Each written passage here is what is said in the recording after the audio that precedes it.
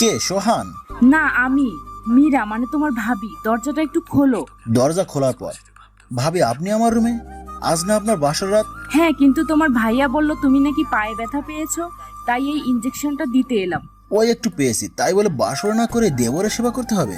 তোমার ওই হিংসেটা বড়টা কিভাবে বলো তো? যা ভাবার ভাবুক। তা তোমার গার্লফ্রেন্ড কয়টা দেবরজি? কি যে বলো না ভাবি, আমার মতো বাজে দেখতে ছেলের সাথে কোন মেয়ে প্রেম করবে? এরই মধ্যে আমার কেমন জানি অস্বস্তি লাগছে আর গরমে গা ঘামছে। কি যে বলো, তুমি দেখতে যা সুন্দর আর কিউট, আমার তো মনে হয় তোমার অলরেডি 4-5টা গার্লফ্রেন্ড আছে। আমাকে দেখে লজ্জা পাচ্ছ বলতে। আরে লজ্জা পাবো কেন? সত্যি আমার কোনো গার্লফ্রেন্ড নেই। জানি জানি, মুখে বলছো কেউ নেই, কিন্তু ঠিক এক সময় দেখা যাবে তোমার গার্লফ্রেন্ড আছে, আর তাকে তোমার এই সুন্দর নরম বিছানায় নিয়ে কত আদর করছো। আরে তুমি এত ঘামছো কেন? এদিকে ইনজেকশনটা দেওয়ার পর থেকে আমার কেন জানি গরম লাগছিল, আর এখন গরমের সাথে কেন জানি মনে হচ্ছে আমার ভাবির উপর কুনজর পড়ছে। বারবার নিজেকে সামলাতে চেষ্টা করছি, তবুও ব্যর্থ হচ্ছি।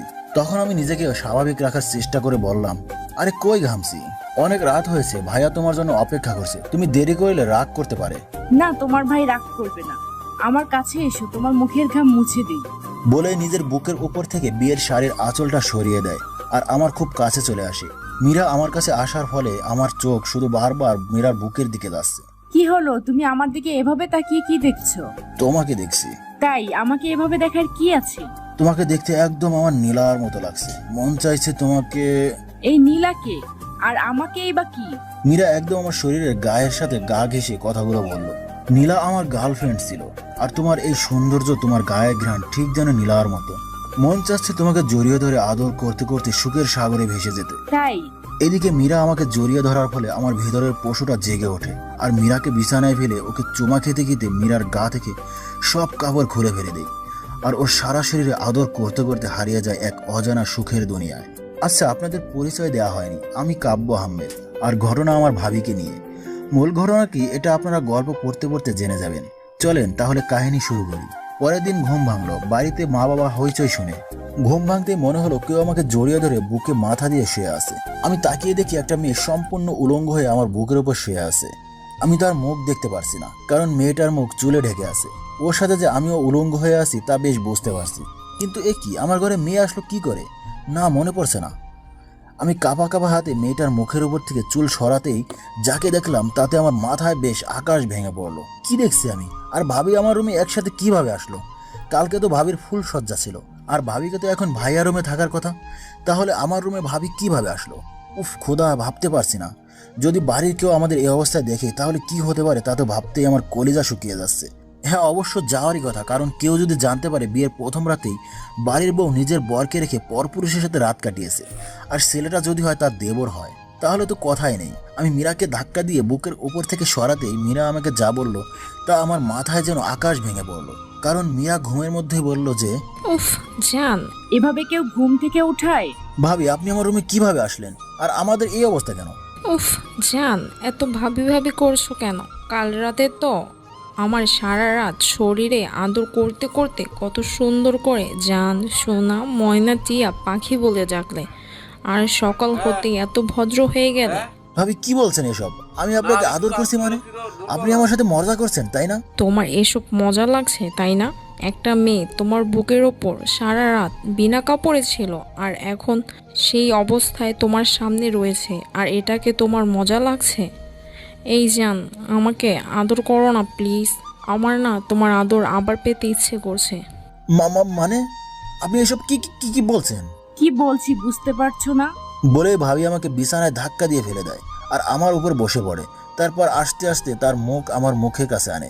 যেই ভাবি তার ঠোঁট আমার ঠোঁটে মিলিয়ে দিবে তখনই দূর, ভালো লাগে না। এই দেখো তো কে আমাদের রোমান্টিক মুডটা নষ্ট করে দিল। বলে মীরা মানে ভাবি আমার থেকে সরে যায়। আমি দরজা খুলে দেওয়ার জন্য যেই দরজার দিকে পা বাড়াবো, তখন কেন জানি মনে হচ্ছে আমার পা কোনো এক অদৃশ্য শক্তি ধরে রেখেছে, যা আমাকে সামনের দিকে এগিয়ে যেতে দিচ্ছে না। বুকটা বারবার ভয়ে কেঁপে উঠছে। না জানি দরজার ওপারে আমার জন্য কি অপেক্ষা করছে। হয়তো সবাই আমাকে ভুল বুঝে মেরেই ফেলবে, কেউ আমার কথা বিশ্বাস করবে না। কিন্তু যে যা হয়েছে তা আমি ইচ্ছে করে নাই বা করতেও চাই নাই। তারপরে অনেক কষ্টে আস্তে আস্তে দরজার কাছে যাই, আর যেই দরজাটা খুলে দেই হঠাৎ, আর আমি অপরাধীর মতো মাথা নিচু করে আছি। এটা তুই কি করলি কাব্য? আজকের এই দিনটা দেখার জন্য তোকে আমরা লেখাপড়া করাচ্ছি? তোর কি বিবেক বুদ্ধি লোপ পেয়ে গেছে যে তুই এত বড় একটা খারাপ কাজ করতে পারলি? ভাইয়ের বাসর রাতে কিভাবে তুই তাকে বেঁধে রেখে তার বউকে, ছি, আমার এটা ভাবতেও ঘৃণা লাগে। এদিকে রুমের ভেতর থেকে মীরার হু হু করে কান্না ভেসে আসছে। কিন্তু ওই মেয়ে আবার কি জন্য কাঁদছে? কাদার কথা তো আমার নিজের চোখের সামনে নিজের আজরাইলকে দেখতে পারছি। আম্মু আমি চুপ, একদম চুপ। তোর ওই নোংরা মুখে আমাকে আম্মু বলে ডাকবি না। আম্মু বিশ্বাস করো, গতকাল রাতে আমার সাথে কি হয়েছে আমি নিজেও জানি না। কেউ আমাকে ফাঁসাতে চাচ্ছে। বাহ ভাই বাহ, তুই তো দেখি ভালোই নাটক করতে পারস। এমনভাবে কথা বলছিস যেন তুই ভাজা মাছ উল্টেও খেতেও জানিস না। তুই চাচাতো ভাই হওয়ার পরেও তোকে তো আমার নিজের ভাই মনে করতাম, আর তুই কিনা আমার সংসার শুরু হওয়ার আগেই শেষ করে দিলি। ভাইয়া তুই বিশ্বাস কর, আমি বিশ্বাস আর তোকে? মীরা, এই মীরা, কোথায় মুখ লেগে আসিস? ভাইয়ার কথা শুনে ভাবি কাঁদতে কাঁদতে বাইরে এসে ভাইয়াকে জড়িয়ে ধরতে যাবে, তখনই ভাইয়া চিৎকার করে বলল, খবরদার আমাকে ছুবি না। তোর ওই নোংরা শরীরের কোনো অংশ আমার শরীরে লাগলে আমার শরীরও নোংরা হয়ে যাবে। রাফি, তাহলে আমার মরা ছাড়া আর কোনো উপায় থাকবে না। এদিকে এখানে কি হচ্ছে আমি কিছুই বুঝতে পারছি না। ভাবি এসব কি বলছে? তখনই আব্বু এসে গম্ভীরভাবে বলল, রাবেয়া, ওদেরকে বলো নিচে গাড়ি দাঁড়িয়ে আছে, ওরা যেন আজকে এই বাড়ি থেকে এই শহর ছেড়ে চলে যায়। আর তোমার ছেলেদেরকে বলে দাও জীবনে বেঁচে থাকতে ভুল করেও যেন এই বাড়ির দিকে পা না বাড়ায়। আজ থেকে ও আমাদের জন্য মরে গেছে। আর ওকে ওকে এটাও বলে দাও ওর ভাগের সব কিছু ওর নামে লিখে দেওয়া হয়েছে, যাতে ভবিষ্যতে ওই সম্পত্তির ভাগের জন্য এই বাড়িতে না আসে। আম্মু আব্বু এগুলো কি বলছো? আমি তোমাদের ছেড়ে কোথায় যাব? চুপ বেয়াদব, একদম চুপ। বের হয়ে যা এখান থেকে। আর আর একটা কথা শুনে যা, তুই যেহেতু এই মেয়েটার জীবন শেষ করে দিয়েছিস, তখন তোকে ওর জীবনটা আবার সাজিয়ে দিতে হবে। যদি কখনো কোনোদিন আমি শুনি তোর কারণে এই মেয়েটার কোনো ক্ষতি হয়েছে, তবে মনে রাখবি তোর কাছে আমরা সেদিন থেকে মৃত। আম্মু রিয়া, ওকে বের হয়ে যেতে বল। ও যদি বের না হয় তাহলে ওকে আমার মরা মুখ দেখতে হবে। আম্মুর কথা শুনে বুকটা কেঁপে উঠল। আমি মাথা নিচু করে দাঁড়িয়ে থেকে বের হয়ে আসি, কারণ ওখানে আর দাঁড়িয়ে থাকতে পারছি না। আসার সময় মীরার দিকে তাকাতেই দেখি ওর চোখ দিয়ে পানি পড়ছে, কিন্তু চোখ দিয়ে পানি পড়লেও ওর ঠোঁটের ফাঁকে একটা হাসি ফুটে উঠল। যাই হোক, তারপর আমি গাড়িতে উঠে পড়ি। মীরাও আমার পেছন পেছন এসে গাড়িতে উঠে। তারপর ও ড্রাইভারকে কি যেন বলল, আর ড্রাইভার গাড়ি চালানো শুরু করলো। কিন্তু আমার সেদিকে কোনো খেয়ালই নেই। আমি বাড়ির দিকে এক নজরে তাকিয়ে আসি। বাড়ির দিকে তাকিয়ে থাকতে থাকতে ভাবতে লাগলাম পুরনো কথাগুলো। ভাইয়া আর মীরা ভাবি একসাথে ডাক্তারি পড়তো। তাদের মধ্যে অনেক ভালো বন্ধুত্ব ছিল, কিন্তু কেউ কাউকে ভালোবাসতো না। ভাইয়া যে হাসপাতালে কাজ করতো সেখানকার এক নার্সকে পছন্দ করতো ভাইয়া, কিন্তু বড় আব্বার তাকে পছন্দ না। যেহেতু মীরা ভাইয়ার সাথে পড়তো, সেই সূত্রে গত 1 মাস আগে আমাদের বাড়িতে বেড়াতে আসে মীরা। আর তখন বড় আব্বার তাকে খুব পছন্দ হয়। তারপর মীরা আপুর বাবা মায়ের সাথে কথা বলে বিয়ের কথাবার্তা ঠিক করে। তারপর কি হলো তা আপনারা তো দেখতেই পেলেন। এই কি হলো? কি এত ভাবছো? নেমে পড়ো, আমরা এসে পড়েছি। ওহ, আমি কিছু না বলে মীরা পিছু পিছু একটা বাড়িতে যাই আর গিয়ে সোফায় বসে পড়ি। মীরা ব্যাগ থেকে কাপড় বের করে বাথরুমে চলে যায় ফ্রেশ হওয়ার জন্য। আর বাথরুম থেকে বের হয়ে যা বললো তাতে আমি চমকে উঠি, কারণ মীরা বলল যে, এই কুত্তার বাচ্চা, এখানে বসে তুই কি করছিস? যা ফ্রেশ হয়ে আয়। ভাবি তুমি আমাকে খারাপ কথা বলে গালি দিচ্ছ কেন? সি, এটা কি ভাষা? এই শোন, তুই এমন কোনো মহান ব্যক্তি না যে তোরে সম্মান করতে হবে। আর একটা কথা মনে রাখ, আজ থেকে তোর জীবনটা আমি জাহান্নাম করে দেব। এখন নে, এই কাগজে সই করে দে। মীরা চোখ মুখ লাল করে বলল কথাগুলো। কিসের কাগজ এটা? তোর আর আমার বিয়ের কাগজ। এখন চুপচাপ সই কর। কি বিয়ের কাগজ মানে? আমি আপনাকে বিয়ে করতে পারবো না। কি বললি? তুই বিয়ে করতে পারবি না? না, পারবো না। দেখ কাব্য, ভালোই ভালোই সই কর বলছি, না হলে আমি যে কি করব তা তুই ভাবতেও পারবি না। আপনার যা খুশি তা করুন, আমার কিছু যায় আসে না। আপনি আমার যা ক্ষতি করার তো করেছেনই। এখনো কিছুই করি নাই মিস্টার কাব্য, তবে এবার করব। তুই যদি সাইন না করিস তাহলে আমি এখান থেকে সোজা থানায় যাব, আর গিয়ে এটা বলবো যে তুই আমাকে ধর্ষণ করেছিস। আর আমাকে ধর্ষণ করতে তোর মা বাবা তোকে সাহায্য করেছে। এখন ভেবে দেখ, আমাকে ধর্ষণ করার দায়ে তোকে তো জেল খাটতেই হবে। সেই সাথে তোর মা বাবাকেও পুলিশ কোমরে দড়ি বেঁধে নিয়ে যাবে। আচ্ছা, তোর কি ভালো লাগবে এটা দেখতে? না না, প্লিজ আপনি এমনটা করবেন না। আপনি যা বলবেন আমি তাই করব। বলুন আমাকে কোথায় সাইন করতে হবে? এই নে, সাইন কর এখানে। তারপর আমি পেপারগুলো না দেখেই বা না পড়েই সাইন করে দিই। আমার সাইন করা দেখে মীরার ঠোঁটে হাসি ফুটে ওঠে। আমি সাইন করে বাথরুমে যাই গোসল করতে, কারণ সকালে গোসল করা হয় নাই। গোসল করে বাইরে বের হতে মীরা বলল, এই যা বাজার থেকে চাল, ডাল, শাক, সবজি ইত্যাদি কিনে নিয়ে আয়। তারপর আমার জন্য খাবার তৈরি করবি, আমার খুব ক্ষুধা লেগেছে। ভদ্রভাবে কথা বলুন ভাবি। আর আমি করব রান্না? অসম্ভব। আমি আপনার কোনো গোলাম নই যে আপনার সব কথা আমি শুনবো। ঠিক আছে, আমার কথা শুনতে হবে না, শুধু কষ্ট করে এই ভিডিওটা দেখ। আমি মীরার হাত থেকে ওর মোবাইলটা হাতে নিয়ে যেই মোবাইলের দিকে তাকিয়েছি, তখন আমার দুনিয়াটা যেন মুহূর্তের মধ্যে থমকে গেছে। মনে হচ্ছে আকাশ ভেঙে পড়ছে আমার মাথার উপর। এ কি দেখছি? আমার বোনের গোসল করা ভিডিও। মীরা এটা কোথায় পেল? আর এটা যদি কোনোভাবে লিক করে দেয় তাহলে আমার বোনটার জীবনটা শেষ হয়ে যাবে। না না, এ হতে পারে না। হ্যাঁ, এখন ভেবে দেখ আমার কথা শুনবি কিনা। যদি না শুনতে চাস তো আমি আমার মোবাইলে একটা মাত্র ক্লিক করব, আর সাথে সাথেই তোর বোনের এই 5 মিনিটের ভিডিও ভাইরাল হয়ে যাবে। একটা ডেভিল মার্কা হাসি দিয়ে কথাগুলো বলছে মীরা। আমি ভাবতে পারছি না কিছু। প্লিজ, আমি আপনার পায়ে পড়ি, দয়া করে আমার বোনের সাথে এমনটা করবেন না। ঠিক আছে, করব না।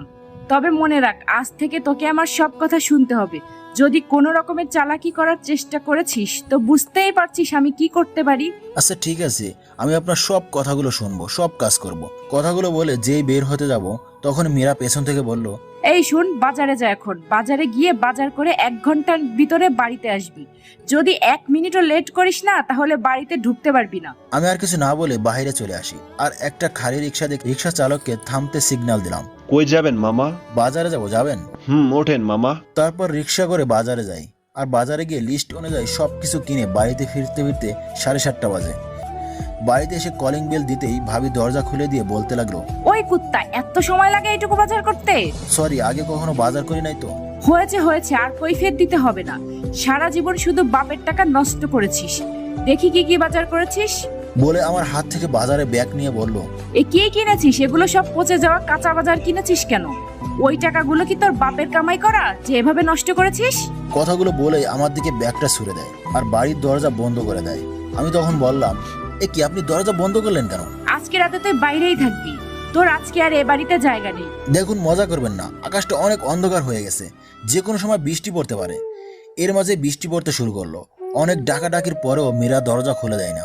আমি দরজার কাছে বৃষ্টির মধ্যে দাঁড়িয়ে কাক ভেজা হচ্ছি, তবুও মীরা ভাবি দরজা খুলছে না।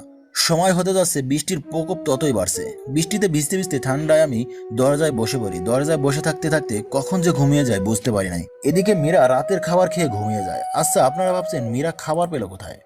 আমি বাজারে যাওয়ার পর মীরা কাছের এক হোটেল থেকে খাবার কিনে আনে, কারণ মীরা জানতেন আমি এই সময়ের মধ্যে এত বাজার করতে পারবো না। পরের দিন পাখির কিচিরমিচির শব্দে মীরার ঘুম ভাঙে। ঘুম থেকে উঠে ঘড়ির দিকে তাকাতেই দেখে সকাল 9টা বাজে। মীরা উঠে তাড়াতাড়ি ফ্রেশ হয়ে রেডি হয়ে হাসপাতালে যাওয়ার জন্য। আর দরজা খুলতেই দেখে আমি দরজায় মাথা দিয়ে শুয়ে আছি। এদিকে আমাকে এভাবে শুয়ে থাকতে দেখে মীরার মাথায় রাগ উঠে যায়। তখন সে ডাক দিয়ে বলল, কুত্তার বাচ্চা, খুব ঘুমানো হচ্ছে না?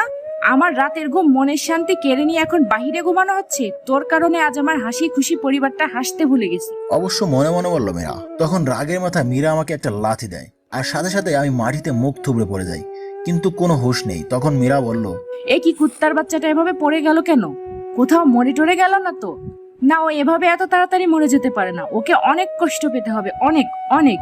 দেখি একটু বেঁচে আছে কিনা। তারপর মীরা কাব্যর কাছে যায় আর কাব্যর গায়ে হাত দিতেই মীরা শিউর ওঠে, কারণ মীরা কাব্যর গায়ে হাত দিয়ে বুঝতে পারে কাব্যর শরীরে জ্বরে একদম পড়ে যাচ্ছে। তারপর মীরা কাব্যর পা ধরে টানতে টানতে বাড়ির ভিতরে নিয়ে যায় আর ওর ব্যাগ থেকে একটা ইঞ্জেকশন দিয়ে দরজায় তালা দিয়ে হাসপাতালে চলে যায়। এরপর দুপুর 3টার দিকে আমার জ্ঞান ফেরে। আমি চোখ খুলতেই দেখি আমি আমার রুমের মেঝেতে শুয়ে আছি। আমার শরীরটা খুব দুর্বল লাগছে। শরীরের দিকে তাকিয়ে দেখি গতকালকে যে কাপড় পরেছিলাম তা এখনো পরে আছি। যাই হোক, তারপরে কোনো রকমে বাথরুমে যাই গোসল করতে। আর বাথরুম থেকে বের হতেই দেখি মীরা একটা খাবারের প্যাকেট নিয়ে দাঁড়িয়ে আছে। আমাকে দেখে বলল, কিরে, তোর শরীর এখন কেমন আছে? মোটামুটি ভালো। আচ্ছা, একটা কথা বলি, আমি রুমের ভিতরে কি করে আসলাম? কিন্তু মীরা আমার কথার কোনো জবাব না দিয়ে বলল, ভালো থাকলেই ভালো, আর রুমে কি করে আসলি মানে? এই বাড়িতে যেহেতু আমি ছাড়া আর কেউ নাই, তাহলে ভাব তোকে কে এনেছে। ওহ, বুঝতে পেরেছি। এখন কথা বাদ দে, এই নে খাবারগুলো খেয়ে এই ওষুধটা খেয়ে নে। আমি গতকাল থেকে না খেয়ে আছি আর আজকে সকাল থেকে কিছু খাইনি, তাই কোনো কিছুই না ভেবে খাবারগুলো ওর হাত থেকে নিয়ে খেতে লাগলাম। খাবার খাওয়া হলে মীরা বলল, খাওয়া হয়েছে, এবার রান্নাঘরে যা আর আমার জন্য খাবার তৈরি কর। মীরার কথা শুনে যেন আমি অবাক হয়ে গেলাম। তারপর বললাম, আমি রান্না করব? এভাবে অবাক হওয়ার কিছু নেই। তোর জন্য কি বাহির থেকে কেনা খাবারগুলো এমনি এমনি এনেছি? তুই যে খাবারগুলো খেলি এগুলোর দাম জানিস? এগুলোর দাম কে দেবে? আমি মীরার দিকে অবাক হয়ে তাকিয়ে আছি। এভাবে আমার দিকে তাকিয়ে কি দেখছিস? যা আমার জন্য খাবার তৈরি কর। ভাবি আমি রান্না করতে পারি না, মাথা নিচু করে বললাম। কি বললি? রান্না করতে পারিস না? তাই না? তাহলে কি পারিস? হ্যাঁ, এটা পারিস যে কিভাবে একটি নিরীহ নিষ্পাপ মেয়েকে প্রেমের জালে ফেলে কিভাবে তার সর্বনাশ করা যায়, কিভাবে একটা হাসি খুশি পরিবারকে দুঃখের সাগরে ভেসে দেওয়া যায়। মীরা রাগ করে বলল কথাগুলো, কিন্তু আমি তার কথায় কিছুই বুঝলাম না। মানে কি বলছেন এগুলো? কিছু না, যা এখন খাবার তৈরি কর। বলে মীরা বাথরুমের দিকে যাচ্ছে। তখন আমিও আর কিছু না বলে রান্নাঘরে যাই রান্না করতে। তারপর অনেক কষ্টে কোনো রকমে রাতের জন্য খাবার তৈরি করি। বাড়িতে থাকতে আম্মু যখন রান্না করতো তা দেখে একটু একটু শিখেছিলাম, কিন্তু আগে কখনো রান্না করি নাই। যাই হোক, রান্না করা খাবারগুলো টেবিলে রাখতেই মীরা খাবার টেবিলে এসে একটা চেয়ারে বসে পড়ে আর বসতে বসতে বলল, দেখি কেমন রান্না করতে পারিস। মানুষ খেতে পারবে তো? আমি এতটাও খারাপ রান্না করি না যে মানুষ খেতে পারবে না। আর যদি মানুষ খেতে না পারে তাহলে রাস্তার কুকুর অন্তত খেতে পারবে। কি বললি? আমি রাস্তার কুকুর? তুই খা তোর খাবার। কথাটা বলে আমার গায়ে ভাতের প্লেট ছুঁড়ে মারলো মীরা। প্লেটটা আমার কপালে লেগে অনেকটা কেটে গেল। এটা কি হলো? আপনি আমার উপর এভাবে ভাতের প্লেট ছুঁড়ে দিলেন কেন? উফ, কপালটা মনে হয় কেটেই গেল। হাতে একটু রক্তও দেখলাম। ঠিক হয়েছে, তোর সাথে তো এটা হওয়াই দরকার, কুত্তার বাচ্চা কোথাকার। দেখুন, আপনি কিন্তু একটু বেশিই বলছেন। এই কথাগুলো যে আমাকে শোনাচ্ছেন, যদি আপনি মেয়ে না হয়ে আপনার জায়গায় কোনো একটা ছেলে বলতো তাহলে তার যে কি অবস্থা করতাম আপনি ভাবতেও পারতেন না। কি করবি রে তুই? তোর কি করার ক্ষমতা আছে? শোন, আমার একটা পশমেরও ক্ষতি করতে পারবি না তুই, বুঝলি? হ্যাঁ, আপনার কোনো ক্ষতি করতে পারবো না, কি আর করতে পারি? আমার হাত পা যে বাঁধা। ছোটবেলায় দেখতাম বাবা বিনা কারণে মাকে মারতো। মার সহ্য করতে না পারে মা অনেক সময় জ্ঞান হারিয়েছে। তাই আমার মা ছোট থেকে শিখিয়েছে কিভাবে একটা মেয়েকে সম্মান করতে হয়, যার কারণে আপনাকে কিছু করতে পারছে না। আমার মা আমার কাছ থেকে কথা নিয়েছিল যে আমি কোনোদিন যেন কোনো মেয়ের গায়ে হাত না তুলি। আর সবচাইতে বড় কথা কি জানেন? আমি বাড়ি থেকে বের করে দেওয়ার সময় মা আমাকে বলছিল যে আপনার খেয়াল রাখতে। ওই তোর পেঁচাল বন্ধ কর। তোর মা তোকে কি শিক্ষা দিয়েছে তা আমার জানার দরকার নেই। আমার খুব ক্লান্ত লাগছে, আমি এখন ঘুমিয়ে যাব। আর তুই আমার পা টিপে দিবি। আর যদি না দিতে চাস তাহলে তোর বোনের কথাটা একটু ভেবে দেখিস। এটা বলে তারপর না খেয়ে উঠে যাই। আপনারা কি ভাবছেন মীরা না খেয়ে থাকবে? মোটেও না। মীরা বাহির থেকে যা খেয়ে এসেছে তাতেই ওর রাত কেটে যাবে। মীরা উঠে যাওয়ার পর আমি বাথরুমে যাই আর কাপড়ে লেগে থাকা খাবারগুলো পরিষ্কার করে মীরার রুমে যাই। ওর রুমে গিয়ে দেখি ও চোখ বন্ধ করে আছে। আমি গুটি গুটি পায়ে বিছানার এক পাশে এসে মীরার পা টিপে দিচ্ছি। এদিকে হঠাৎ আমার বুকের ভেতরটা কেমন যেন মোচড় দিয়ে উঠলো। একদিন আম্মু পা টিপে দিতে বলছিল আমাকে। আম্মুর পায়ের ব্যথায় হাঁটতেই পারছিল না, কিন্তু তার কষ্টটাকে না বুঝে তাকে অবহেলা করে আমি বন্ধুদের সাথে খেলতে গিয়েছিলাম। আর আজকে সেই আমাকে এমন একটা মেয়ের পা টিপতে হচ্ছে, যার কারণে আমাকে আমার পরিবার থেকে আলাদা হতে হয়েছে। এসব ভাবতে ভাবতে কখন যে ঘুমিয়ে গেছি বুঝতেও পারি নাই। দিকে মাঝরাতে মীরার ঘুম ভেঙে যায়। ও পায়ের দিকে তাকিয়ে দেখে কাব্য ওর পায়ের উপর মাথা দিয়েই শুয়ে আছে। আর ঘুমন্ত অবস্থায় কাব্যকে দেখে ওর কেন যেন মায়া লাগছে। কি মায়াবী নিষ্পাপ চেহারা! মনে হচ্ছে কাব্য যে কতটা আপন। কাছে কাব্যের মাথায় পরম যত্নে একটা চুমু এঁকে দিতে। এখন নিজের অজান্তেই কাব্যকে হঠাৎ চুমু দিয়ে ফেলে। তারপর হঠাৎ কি যেন মনে করে বিছানা থেকে উঠে পড়ে আর আলমারি খুলে একটা গোপন ড্রয়ার থেকে একটা ডায়েরি বের করে বেলকনিতে চলে যায়।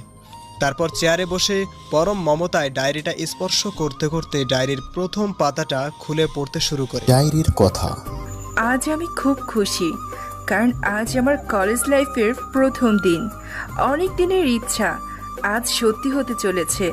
সব সময় ভাবতাম কবে কলেজের মাটিতে পা দিব। যাই হোক, কলেজে এখন ঢুকতেছি। তখনই হঠাৎ কে যেন আমায় ডাক দিল। ওই নীলা, তুই এখানে?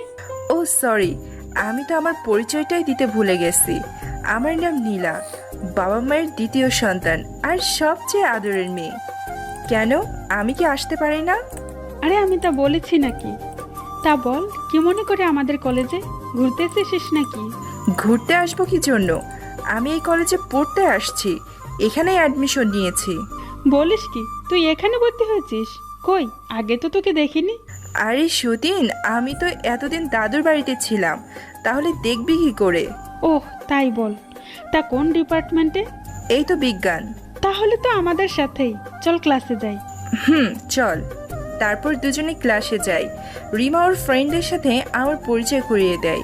হঠাৎ দেখি একটা ছেলে লাল টি শার্ট পরে মাথা নিচু করে আসছে। ছেলেটাকে দেখে কেন জানি না বুকের ভিতর কিছু একটা বেজে উঠল হঠাৎ। এই সতীন, এই চকলেট বইটা কে রে? কাকে তুই চকলেট বই বলছিস? এটা তো অ্যালার্জি বয়। কেন রে, এমন একটা কিউট বয়কে তোরা কোন দুঃখে অ্যালার্জি বয় বলতেছিস? তো আর কি বলবো, তোর এই চকলেট বয়কে আমি একবার প্রপোজ করেছিলাম, জানিস কি বলেছিল? আরে আরে, ওইদিকে না তাকিয়ে এই দিকে তাকা, ফ্ল্যাশব্যাক। কাব্য, তোমার সাথে একটা কথা ছিল।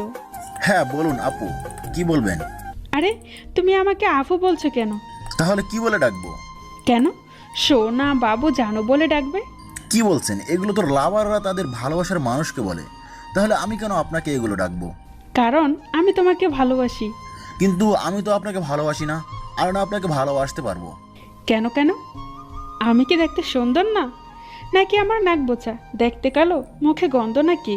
আরে না না, আপনি দেখতে পরী মতো, যে কেউ আপনার প্রথম দেখায় প্রেমে পড়বে। আসলে কি হয়েছে জানেন তো, আমার আম্মু আমাকে বলেছে যে বিয়ের আগে প্রেম ভালোবাসা ঠিক নয়। এখন প্রেমে পড়লে বা কোনো সম্পর্কে জড়িয়ে পড়লে জীবনে শুধু কষ্ট আর কষ্ট পাবো, যার ফলে আমার ভবিষ্যৎ জীবন অন্ধকারে ঢেকে যাবে। এখন আপু আপনিই বলুন, আমি কি এতই বোকা যে নিজের পায়ে নিজেই কুড়াল মারবো? আরে ধুর, সব বাবা মাই তো তাদের সন্তানকে এসব বলে, তাই বলে কি তারা প্রেম করে না? তারা করে বলে কি আমাকেও প্রেম করতে হবে? আমি তো আগে নিজেকে প্রতিষ্ঠিত করব, তারপর এসব নিয়ে ভাববো। আমি এখন আসি আপু, কেমনটা? এখন বুঝলি তো কেন তোর চকলেট বয়কে এনার্জি বয় বলি? আর একটা কথা বলি শোন, শুধু আমি একা নয়, আরও অনেকেই তোর এই চকলেট বয়কে প্রপোজ করেছিল, কিন্তু সবাইকে সে এক কথাই বলেছিল, এ শালা শুধু অ্যালার্জি বয় নয়, সেই সাথে জাতীয় বয় হলেও ভালো হতো। ওই সতীনের ঘরে সতীন, কখনো তুই নিজের মুখ আয়নায় দেখছিলি যে এমন একটা চকলেট বয়কে প্রপোজ করতে গিয়েছিলি? জানিস তোকে দেখতে কেমন লাগে? একদম পচা ডোবার রাজরানীর মতো লাগে।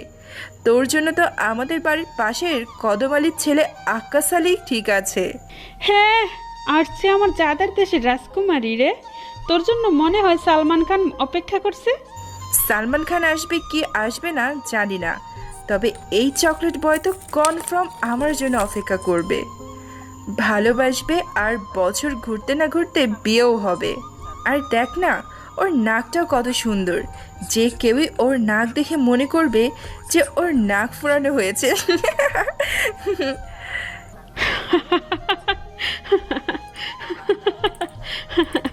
তুই তো 20 সালের সেরা যোগ সোনালি রে সতীন, এটা কোনোদিন হবার নয়।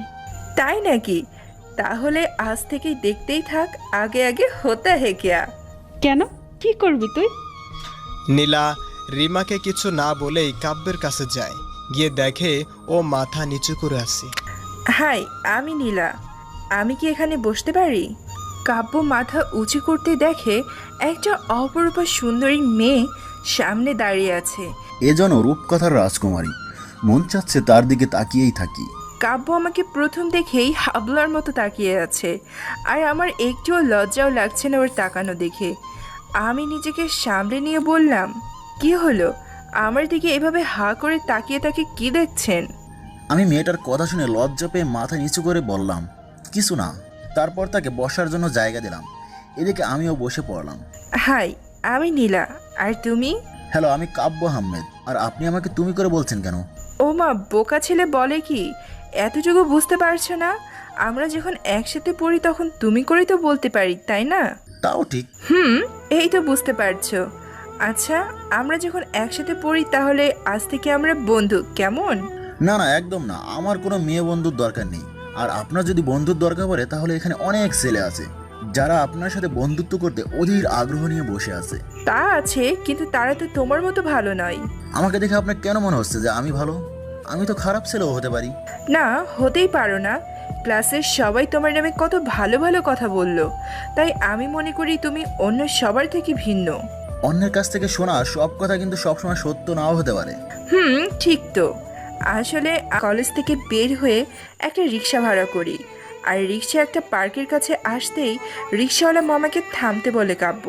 আমি রিক্সা থেকে নেমে দেখি আমরা একটা পার্কের সামনে, যেখানে সাধারণত প্রেমিক প্রেমিকারা আসে।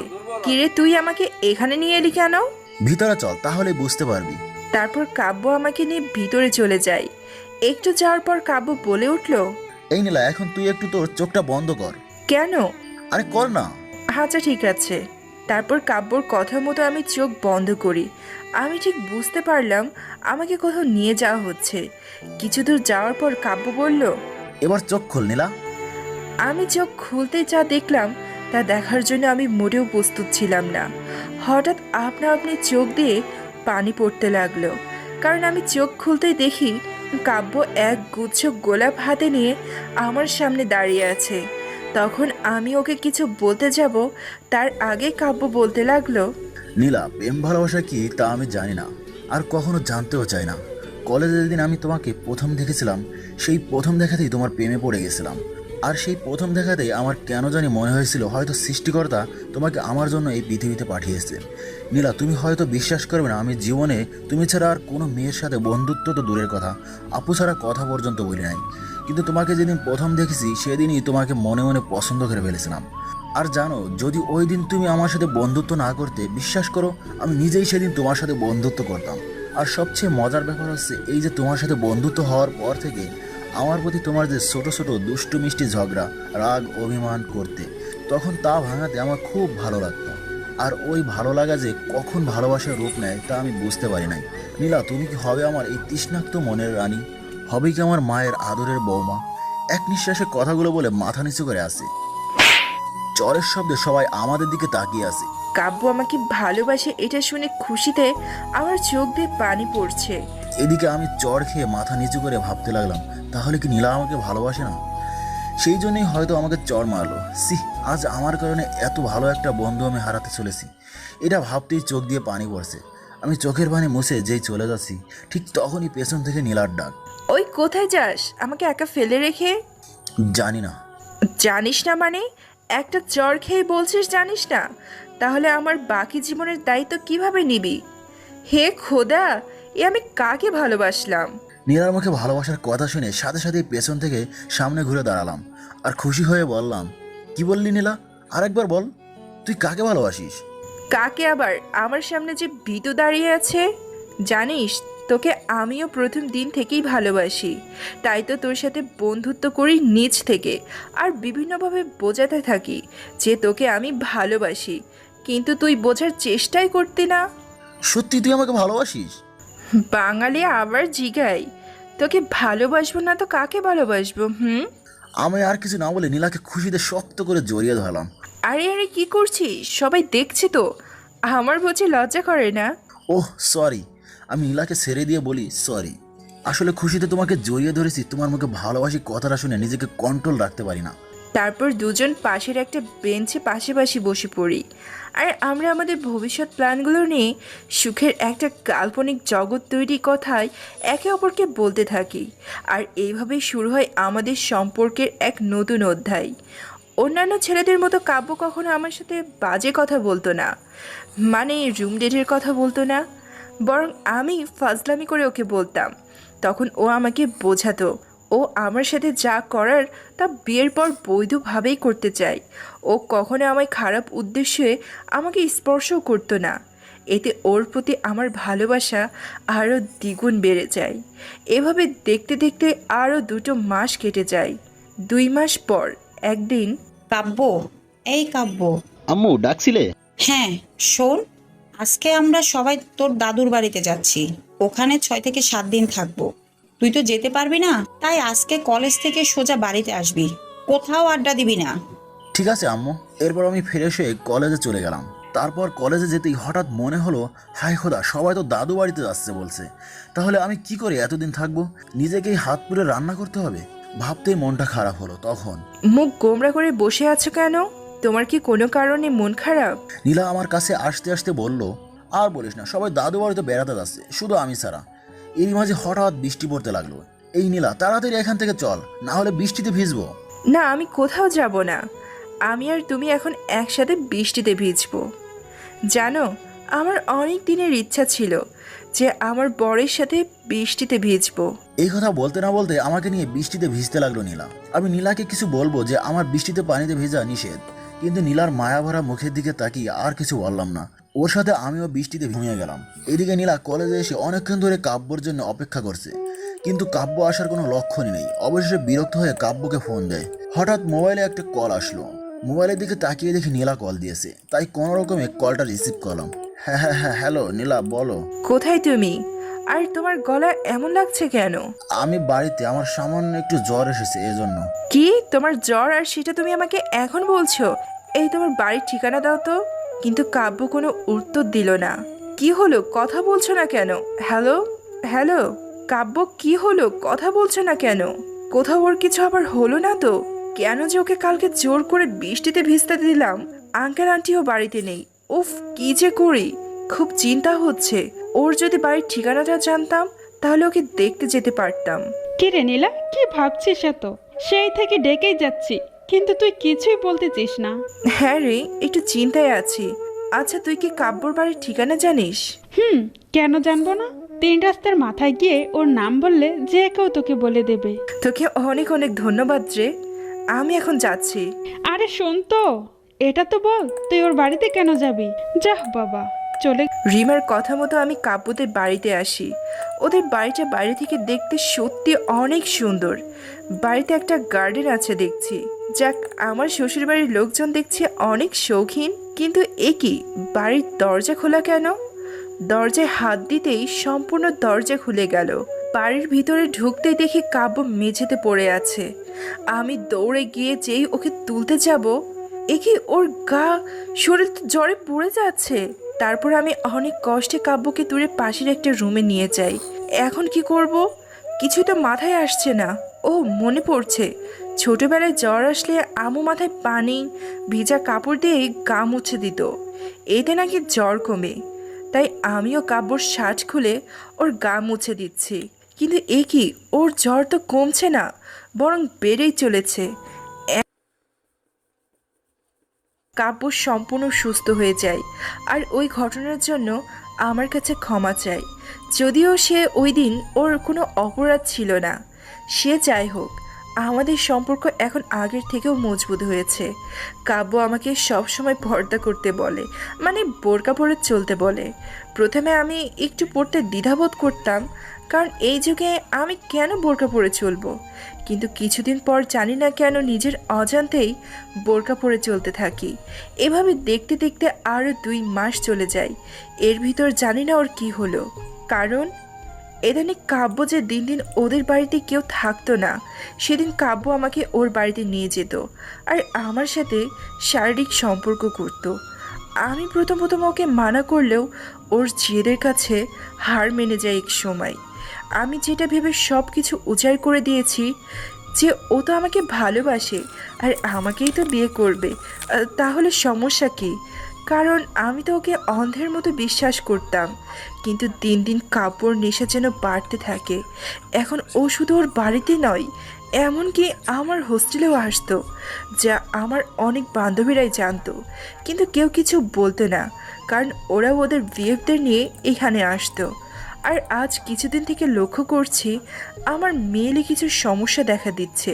তাই আমি গোপনে একজন মহিলা ডাক্তারের কাছে যাই আর জানতে পারি আমি নাকি মা হতে চলেছি। এ কথা শুনে আমি হঠাৎ খুব অবাক হয়ে গেলাম। তাই আমি খুব ভয় পেয়ে গেলাম আর কাব্যকে কল দিলাম। জান বলো। কাব্য, তুমি কি একটু দেখা করতে পারবে আমার সাথে? তুমি বলেছো আর আমি দেখা করব না, এটা কখনো হতে পারে? বলো কোথায় আসবো। আর এমনিতেও জানি না আজ কেন যেন খুব খুশি খুশি লাগছে। আচ্ছা, তুমি এই জায়গায় আসো, আমি এখানে অপেক্ষা করছি। ওকে জান, মাত্র আধা ঘন্টা কষ্ট করো, আমি আসতেছি। Love you. Love you too. তারপর আমি কাব্যের জন্য অপেক্ষা করতে লাগলাম। যেখানে কাব্যকে আসতে বললাম, তখনই হঠাৎ করে বাড়ি থেকে আম্মু কল করলো। কি ব্যাপার, আম্মু এই সময় কল দেওয়ার কারণ কি? এই সময় তো কখনো কল দেয় না। তাই কলটা রিসিভ করলাম। হ্যালো আম্মু, বলো। মা, তুই আজকে একটু বাড়িতে আসতে পারবি? কেন আম্মু, কোনো সমস্যা? আর তোমার গলায় এমন লাগছে কেন? আর বলিস না, তোর বাবা কয়েকদিন থেকে অসুস্থ, তাই তোদের 2 বোনকে দেখতে চাচ্ছে। কি, আব্বু অসুস্থ আর তুমি আমাকে এখন বলছো? আমি আজকেই আসছি। তারপর কলটা কেটে দিলাম আর কাব্যকে কল দিলাম। হ্যালো নীলা, এই তো আমি বাড়ি থেকে বের হচ্ছি। সরি বাবু, তোমাকে আজকে ডেকেছি বলে, কিন্তু আজকে তোমার সাথে দেখা করতে পারবো না। কেন, কি হয়েছে? কোনো সমস্যা? বাড়ি থেকে আম্মু কল করে বলল আব্বু নাকি খুব অসুস্থ, তাই। আচ্ছা ঠিক আছে, তা কবে আসবে? এই তো 1 সপ্তাহ পর। আর এসে তোমাকে একটা সারপ্রাইজ দিব। আচ্ছা তাই, আমি তাহলে ওয়েট করব। আর হ্যাঁ, সাবধানে যাবে আর বাড়ি পৌঁছে আমাকে কল দিবে। বাই। তারপর কলটা কেটে পার্ক থেকে সোজা বাস কাউন্টারের দিকে চলে যাই আর সেখান থেকে সোজা রংপুরে বাস ধরে বাড়িতে চলে আসি। বাড়িতে এসে কলিং বেল দিতেই কেউ একজন দরজা খুলে দেয়। আমি তাকিয়ে দেখি বাবা আমার সামনে দাঁড়িয়ে আছে। আমি আব্বুকে দেখে সাথে সাথে আব্বুকে জড়িয়ে ধরে কাঁদতে কাঁদতে বললাম, আব্বু তুমি ঠিক আছো তো? তোমার কিছু হয় নাই তো? আরে পাগলি মেয়ে আমার এভাবে কাঁদছে কেন? আমি তো একদম ঠিক আছি। তাহলে আম্মু যে বললো? আমি মিথ্যা বলেছিলাম। সে কবে ঢাকায় গেছিস? এর মধ্যে একবারও কি আমাদের দেখতে এসেছি? আমাদের বুঝি কষ্ট? তাই বলে মিথ্যা বলবে? তোমাদের ধারণা আছে আমি কতটা টেনশনে ছিলাম? আচ্ছা আচ্ছা হয়েছে, তোর এই বুড়ো ছেলে মেয়ে দুটাকে পরে বকিস, আগে ভিতরে চল। তারপর ভিতরে যেতেই হঠাৎ করেই মাথাটা চক্কর দিয়ে পড়ে যায় আমি। ওগো, মেয়েটা এভাবে পড়ে গেল কেন? একটু পানি আনো না। এই নাও পানি। আম্মু আমার মুখে পানির ছিটে দেয়, তবুও আমার জ্ঞান ফিরছে না। ওগো, আমার মেয়েটার জ্ঞান ফিরছে না কেন? তুমি একটু পাশের বাসার রহিমা আপাকে ডেকে আনো। মিসেস রহিমা একজন গাইনি ডাক্তার। তারপর নীলার আব্বু ডক্টর রহিমাকে ডেকে নিয়ে আসলেন। ডক্টর রহিমা নীলাকে দেখে একটা ইঞ্জেকশন দেন। আপা, আমার মেয়েটা এভাবে জ্ঞান কেন হারিয়ে ফেললো? পরে বলছি, আগে মিষ্টি আনেন। আরে আপা, পরে মিষ্টি খাইয়েন, আগে বলেন মেয়েটার কি হয়েছে? খুব চিন্তা হচ্ছে তো। আরে ভাবি, এত চিন্তা কেন করছেন? চিন্তা ছেড়ে আগে মিষ্টি মুখ করেন। আপনার মেয়ে মা হতে চলেছে, তার মানে আপনারা নানা নানি হতে চলেছেন। কি? নীলা মা হতে চলেছে? কথাটা শুনে নীলার মা বাবা দুজন চমকে ওঠে। তখন নীলার মা বলল, আমার মেয়ে মা হতে চলেছে মানে? ওর তো এখনো। নীলার আম্মু কিছু একটা বলতে যাবে, তার আগেই নীলার বাবা বলল, ভাবি চলুন আপনাকে এগিয়ে দিয়ে আসি, আর মিষ্টি আপনার বাড়িতে আমি পৌঁছে দিব। ডক্টর রহিমা চলে যেতেই নীলার জ্ঞান ফেরে। জ্ঞান ফিরতে দেখি মা বাবা কি যেন নিয়ে কথা বলছে। আমার জ্ঞান ফিরতে দেখে মা বাবা আমার দিকে কেমন করে যেন তাকিয়ে আছে। তাই বললাম, এ কি তোমরা আমার দিকে এভাবে তাকিয়ে আছো কেন? কেন তাকিয়ে আছি বুঝতে পারছিস না? তোর পেটে কার বাচ্চা? কোথায় কার কাছে পেট বাঁধালি পোড়ামুখী? নীলা চুপচাপ। কি হলো, চুপ করে আছিস কেন? কথা বল। আসলে আম্মু হয়েছে কি? তারপর ভয়ে ভয়ে সব বলে দেই। কাব্যর সাথে যা যা হয়েছিল, ওর সাথে পরিচয় থেকে শুরু করে এ পর্যন্ত যা যা হয়েছে সব আম্মুকে বলে দেই। তারপর আম্মু বলল, ছি, তুই আমার মেয়ে হয়ে এটা করতে পারলি? দে ছেলেটার নাম্বার দে। তারপর আম্মুকে কাব্যর নাম্বার দেই। আম্মু নাম্বারটা নিয়ে বাইরে চলে যায়। আর কিছুক্ষণ পর আম্মু কাঁদতে কাঁদতে এসে বলল, এই নে, তোর নাগরের সাথে যত পারিস কথা বল, ঢলাঢলি কর। তোকে জন্ম দেওয়াটাই আমার ভুল হয়েছে। বলে কাঁদতে কাঁদতে ভেতরে চলে গেল। আম্মু যাওয়ার পর আমি মোবাইল কানের কাছে নিয়েই ওপাশ থেকে কাব্য যা বলল তাতে আমার পায়ের নিচ থেকে মাটি সরে গেল। কারণ ও আমাকে যা বলল তা কোনোদিন আমি মুখেও নিতে পারবো না। তখন ফোনটা রেখে কাঁদছি আর ভাবছি, শেষ পর্যন্ত তাহলে আমি একটা ভুল মানুষকে ভালোবাসলাম, যাকে ভালোবেসে আমি আমার সব কিছু উজাড় করে দিলাম, আর সে আমার সাথে। আমি আর ভাবতেও পারছি না। আজ আমার চিৎকার করে বলতে ইচ্ছা করছে, কি অপরাধ ছিল আমার তোমার ওই মিষ্টি চেহারার প্রেমে পড়ার?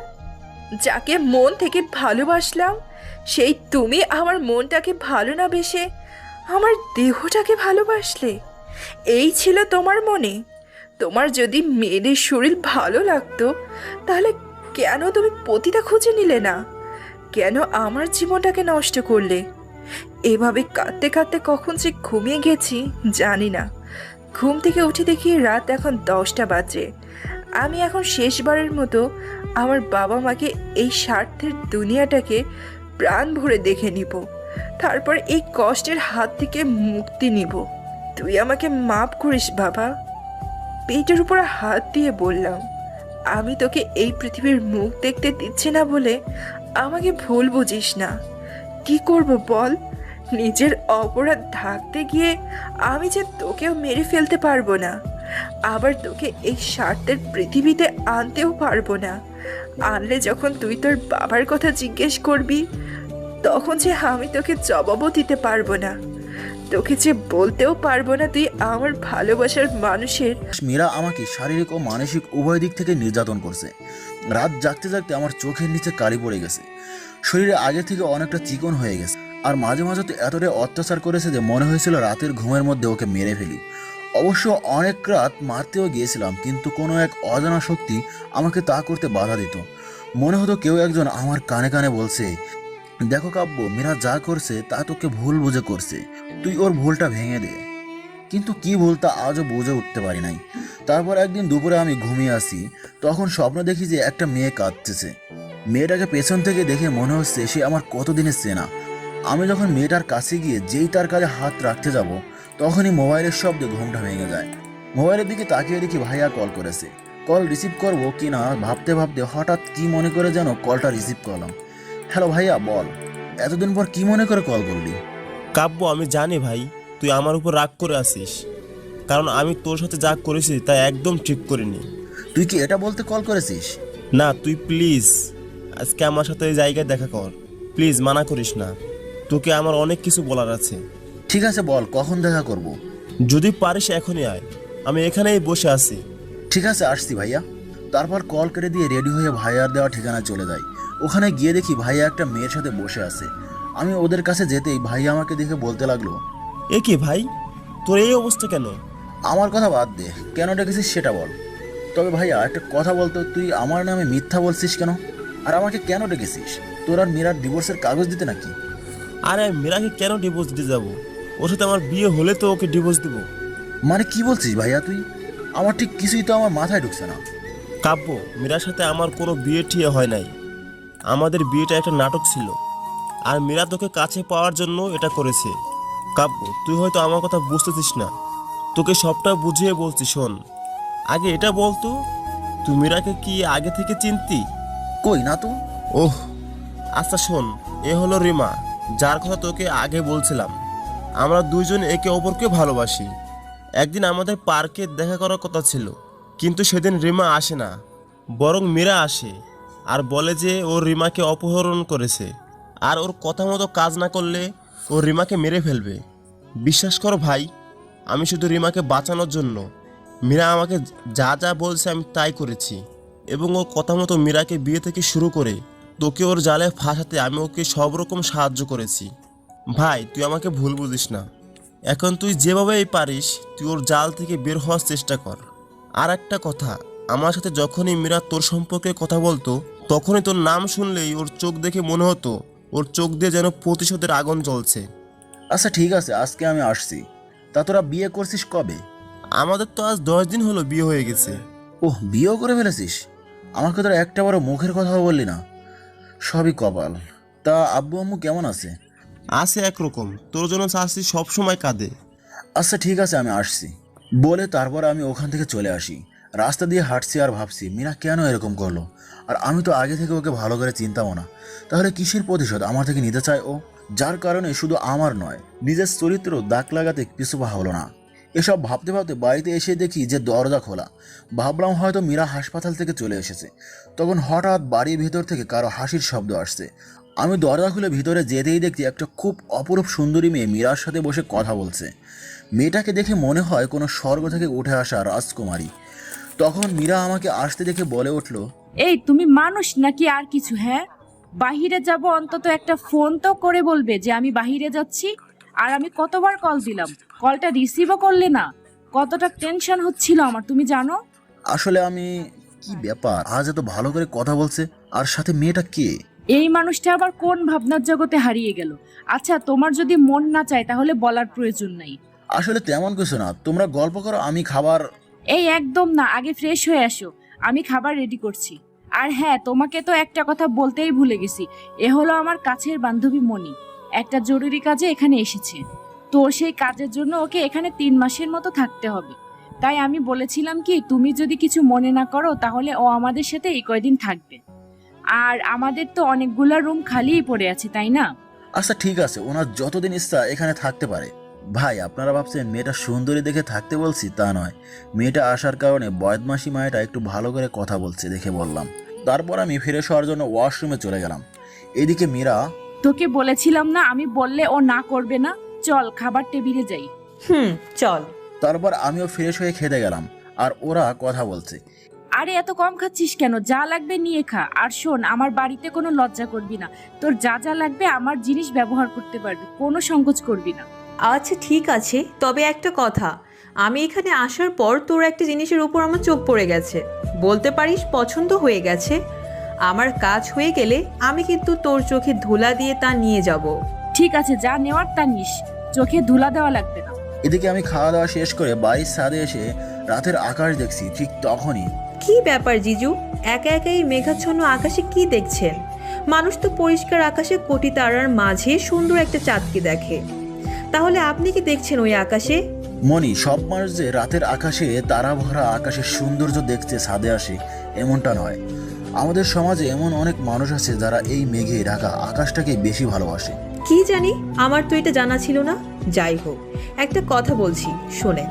ধরুন আপনি কাউকে ভালোবাসলেন, প্রথমে মনে হলো তাকে ছাড়া আপনি অসম্পূর্ণ, কিন্তু কিছুদিন পর হঠাৎ আপনার জীবনে এমন কেউ এলো, তখন আপনার মনে হলো আপনি যাকে ভালোবাসেন তার ভিতর নতুন অতিথির তুলনায় সৌন্দর্য বা অন্য কিছু কম আছে, তখন আপনি কি করবেন? যদি মন থেকে কাউকে ভালোবাসা যায় তাহলে তার ভিতরে কোনো কমতি আমার কাছে কিছুই মনে হবে না।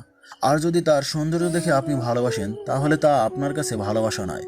আর ভালোবাসা তো সেটাই যেখানে সৌন্দর্য উঁচু নিচু নেই, যেখানে আছে শুধু মনের মিলন। আর এখন যদি আপনি আমার কথা বলেন তাহলে আমি বলবো আমি আমার জীবনে একজনকেই ভালোবাসি, আর সে আমার কাছে সবার থেকে আলাদা, যার দুনিয়া জুড়ে আমি ছিলাম আর আমার দুনিয়া ছিল সে। তারপর ছাদ থেকে নিচে নেমে আসি। এভাবে দেখতে দেখতে প্রায় আরো 2 মাস কেটে যায়। মনি মেয়েটার সাথে আমার ভালোই বন্ধুত্ব হয়েছে, আর মীরাও এখন আমার সাথে খারাপ ব্যবহার করে না। তবে ইদানিং দেখছি মনি মেয়েটা আমার সাথে ক্লোজ হওয়ার চেষ্টা করছে, কথায় কথায় গায়ে ঢলে পড়ে। আবার মীরার অনুপস্থিতি হঠাৎ করে জড়িয়ে ধরে চুমো দিয়ে পালিয়ে যায়। তো একদিন সকালে ঘুম থেকে উঠে দেখি মীরা মুস্কি হাসতে হাসতে বাথরুম থেকে বের হচ্ছে। তাই জিজ্ঞেস করলাম, কি ব্যাপার, পাগল হলে নাকি? আজকে আপনাকে এত খুশি খুশি লাগছে যে? হঠাৎ তখনই মীরা আমার দিকে তাকিয়ে আমার কথার কোনো জবাব না দিয়ে মুখ কালো করে চলে গেল। এটা কি হলো কিছুই বুঝলাম না। যাক, আমিও বিছানা থেকে উঠে ফ্রেশ হতে যাই। ফ্রেশ হয়ে বাইরে যেতেই শুনতে পাই মীরা মনিকে বলছে, দোস্ত, আমি আজকে আমার বাবার বাড়িতে যাব, কালকে আসবো। তুই একটু তোর দুলাভাইকে দেখে রাখিস কেমন? তুই না বললেও দেখে রাখতাম, আর এখন যেহেতু তুই বললি তখন তোর বরকে আমি আরো স্পেশাল ভাবেই রাখবো। আচ্ছা মীরা, তুই না বলেছিলি তোর বাবা তোকে বাড়িতে যেতে মানা করেছে? হ্যাঁ, তা বলেছিলাম, কিন্তু এখন যেতে বলছে। আর কালকে আমি ওকে একটা সারপ্রাইজ দিতে চাই। আচ্ছা, তোরা থাক। তারপর কথাগুলো বলে মীরা চলে যায়। আর আমি খাবার টেবিলে যেতেই মনিও খাবার খেতে এলো। তারপর খাবার খেয়ে দিনটা গল্প করে কাটিয়ে দিলাম। তারপর আমি রাতে খাবার খেয়ে রুমে গিয়ে মোবাইলটা হাতে নিয়ে একটু ফেসবুকে ঢুকলাম। তখনই আমার রুমে মনি এলো। এই নাও দুলা ভাই, ফলের জুসটা খেয়ে নাও। আমি জুস খাই না। থাক, খেতে হবে না। আমি কত কষ্ট করে জুসটা তোমার জন্য বানিয়ে আনলাম, যখন জুসটা খাবে না তাহলে কি আর করা যায়, ফেলেই দেই। মন খারাপ করে বলল মনি। থাক, ফেলে দিতে হবে না, আমাকে গ্লাসটা দাও বলে মনির দিকে তাকাতেই আমার চোখ আটকে গেল ওর দিকে। মনিকে আজ লাল শাড়িতে যা লাগছে না, অসম্ভব রকমের সুন্দর লাগছে। আমার তাকানো দেখে মনে লজ্জা পেয়ে বলল, এভাবে কি দেখছো? কালকের পর থেকে তো আমাকে আরো কাছ থেকে দেখতে পারবে। মামা মানে? কিছু না, জুসটা খাও। তখন আমি কিছু না বলে জুসের গ্লাসটা হাতে নিয়ে একটু একটু করে জুসের গ্লাসে চুমুক দিচ্ছি। আর মনি আমার পাশে বসে আমার সাথে গল্প করছে। জুসের গ্লাস শেষ হওয়ার পর হঠাৎ করে মাথাটা চক্কর দিয়ে উঠলো। সেই সাথে ভেতরে পশুটাও জেগে উঠছে। চারপাশটা কেমন যেন ঘোলাটে দেখছি। হঠাৎ কেন জানি মনে হলো আমার পাশে নীলা লাল শাড়ি পরে আমাকে ওর কাছে ডাকছে। আমি ওকে জড়িয়ে ধরে বিছানার চাদরে আড়াল হয়ে গেলাম। আমি দরজার দিকে তাকাতেই দেখি যে মীরা কাঁদতে কাঁদতে রুম থেকে বেরিয়ে গেল। আমি মনিকে বুকের উপর থেকে সরিয়ে কাপড় ঠিক করে রুমের বাইরে আসতেই কে যেন মাথায় একটা খুব জোরে বাড়ি দিল। আর আমি সাথে সাথে মাটিতে পড়ে যাই। চোখের সামনে ঝাপসা ঝাপসা কি যেন দেখতে পাচ্ছি। আব্বুর মতো কেউ লাঠি হাতে নিয়ে দাঁড়িয়ে আছে আর কিছু একটা বলছে। মীরা, মা তুমি এই কুকুরটার জন্য আমাদের গিয়েছিলে, ওকে যেন মাফ করি। তুমি তো বলছিলে এই চরিত্রহীনটা ভালো হয়ে গেছে। একটা কথা কি জিনিস, কুকুরের লেজ যতই সোজা করতে চাস না কেন তা বাঁকাই থাকবে।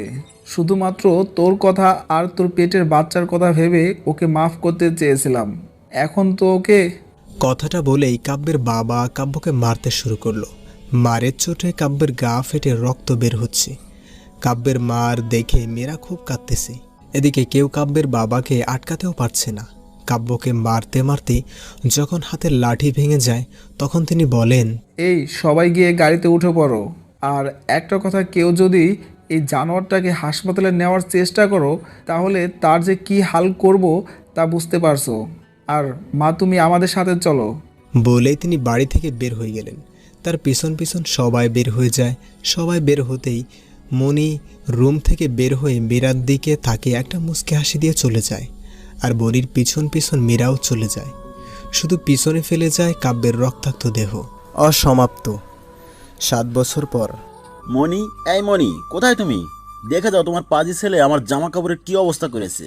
এই একদম আমার আব্বু সোনাকে পাজি বলবে না বলে দিচ্ছি। আর তোমার জামা কাপড় নষ্ট করেছে, বেশ করেছে। কি বেশ করেছে, দাঁড়াও দেখাচ্ছি বলে মনিকে বুকের ভেতর টেনে নিলাম আমি।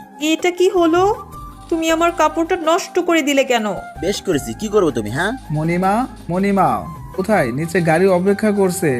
এই ছাড়ো, বাবা ডাকছে। তাড়াতাড়ি গোসল করে বের হও, আমাদের যেতে হবে তো নাকি?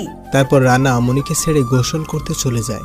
আর রানার গোসল হলে মনিও গোসল করে নেয়। আচ্ছা, ওরা তৈরি হোক, এই সুযোগে সামান্য একটু পরিচয় দিই আপনাদের। মনিকে আপনারা আগে থেকে চেনেন। আর রানা, সে হয়তো বুঝতেই পারছেন, রানা মনির বর। আজ 6 বছর হলো ওদের বিয়ে হয়েছে। মনির কিছু শারীরিক সমস্যার কারণে এত বছর পর ওরা সন্তান নিয়েছে। ওদের ছেলে রোহানের বয়স এখন 3 মাস। আর আজকে ওরা চট্টগ্রাম থেকে ঢাকায় যাচ্ছে। যদিও মনি যেতে চায় না অতীতের কথা ভেবে, কারণ মনির একটাই ভয়, যদি ওখানে গেলে ওর সব সুখ হারিয়ে যায়। তারপর দুজন রেডি হয়ে মনির বাবার কাছে আসে। বাবা, ঢাকায় ওর না গেলে হয় না? মা, তোর বরকে আমি কি একা পাঠাচ্ছি? তোর সঙ্গে যাচ্ছিস বলে এত চিন্তা কি?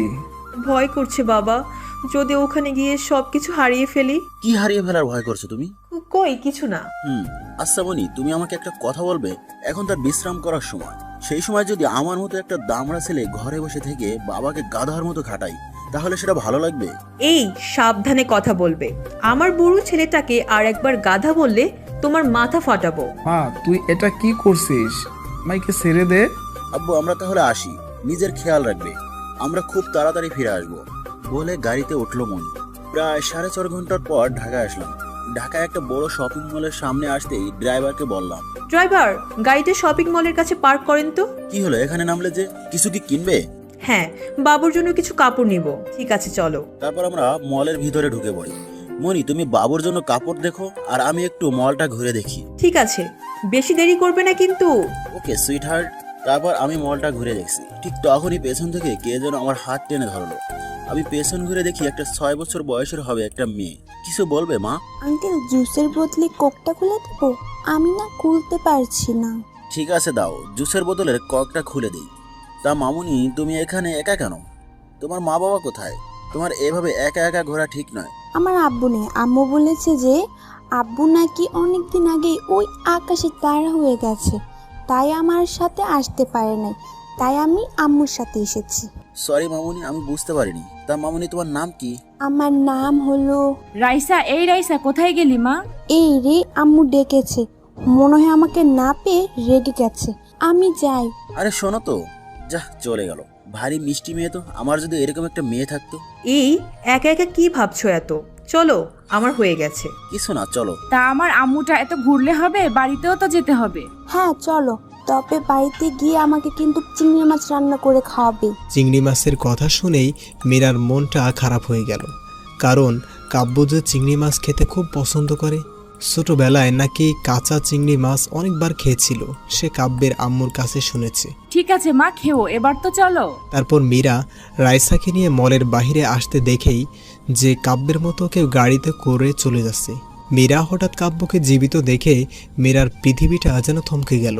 মীরা ভাবলো, এটা কি করে সম্ভব? মরা মানুষ কি করে জীবিত হতে পারে? গাড়ি মীরার দৃষ্টির আড়াল হওয়ার আগেই মীরা একটা অটোতে উঠে পড়ে আর গাড়িটাকে ফলো করতে থাকে।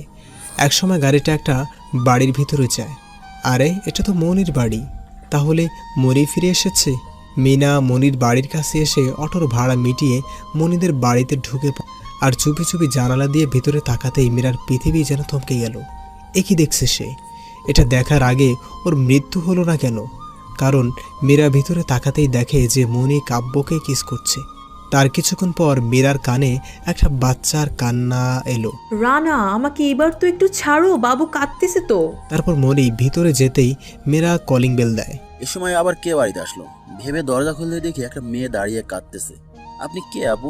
আপনাকে তো ঠিক চিনতে পারলাম না। কাব্য মীরাকে আপু বলে ডাকায় অবাক হয়ে যায় মীরা, আর তার থেকেও বেশি অবাক হয়ে গেল এটা শুনে যে সে কিনা তার হবু বউকে চিনতে পারছে না। এই বাবুর আব্বু, বাড়িতে কে এসেছে? একটা আপু এসেছে, চিনি না তো। ঠিক আছে, তুমি ভেতরে এসে বাবুর পাশে বসো, আমি দেখছি।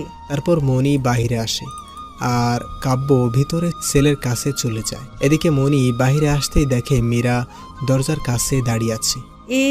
এ কি তুই এখানে? হ্যাঁ আমি। আর ভিতরে যে গেল ও আমার কাব্য, তাই না? কি বলছিস তুই এসব পাগলের মতো?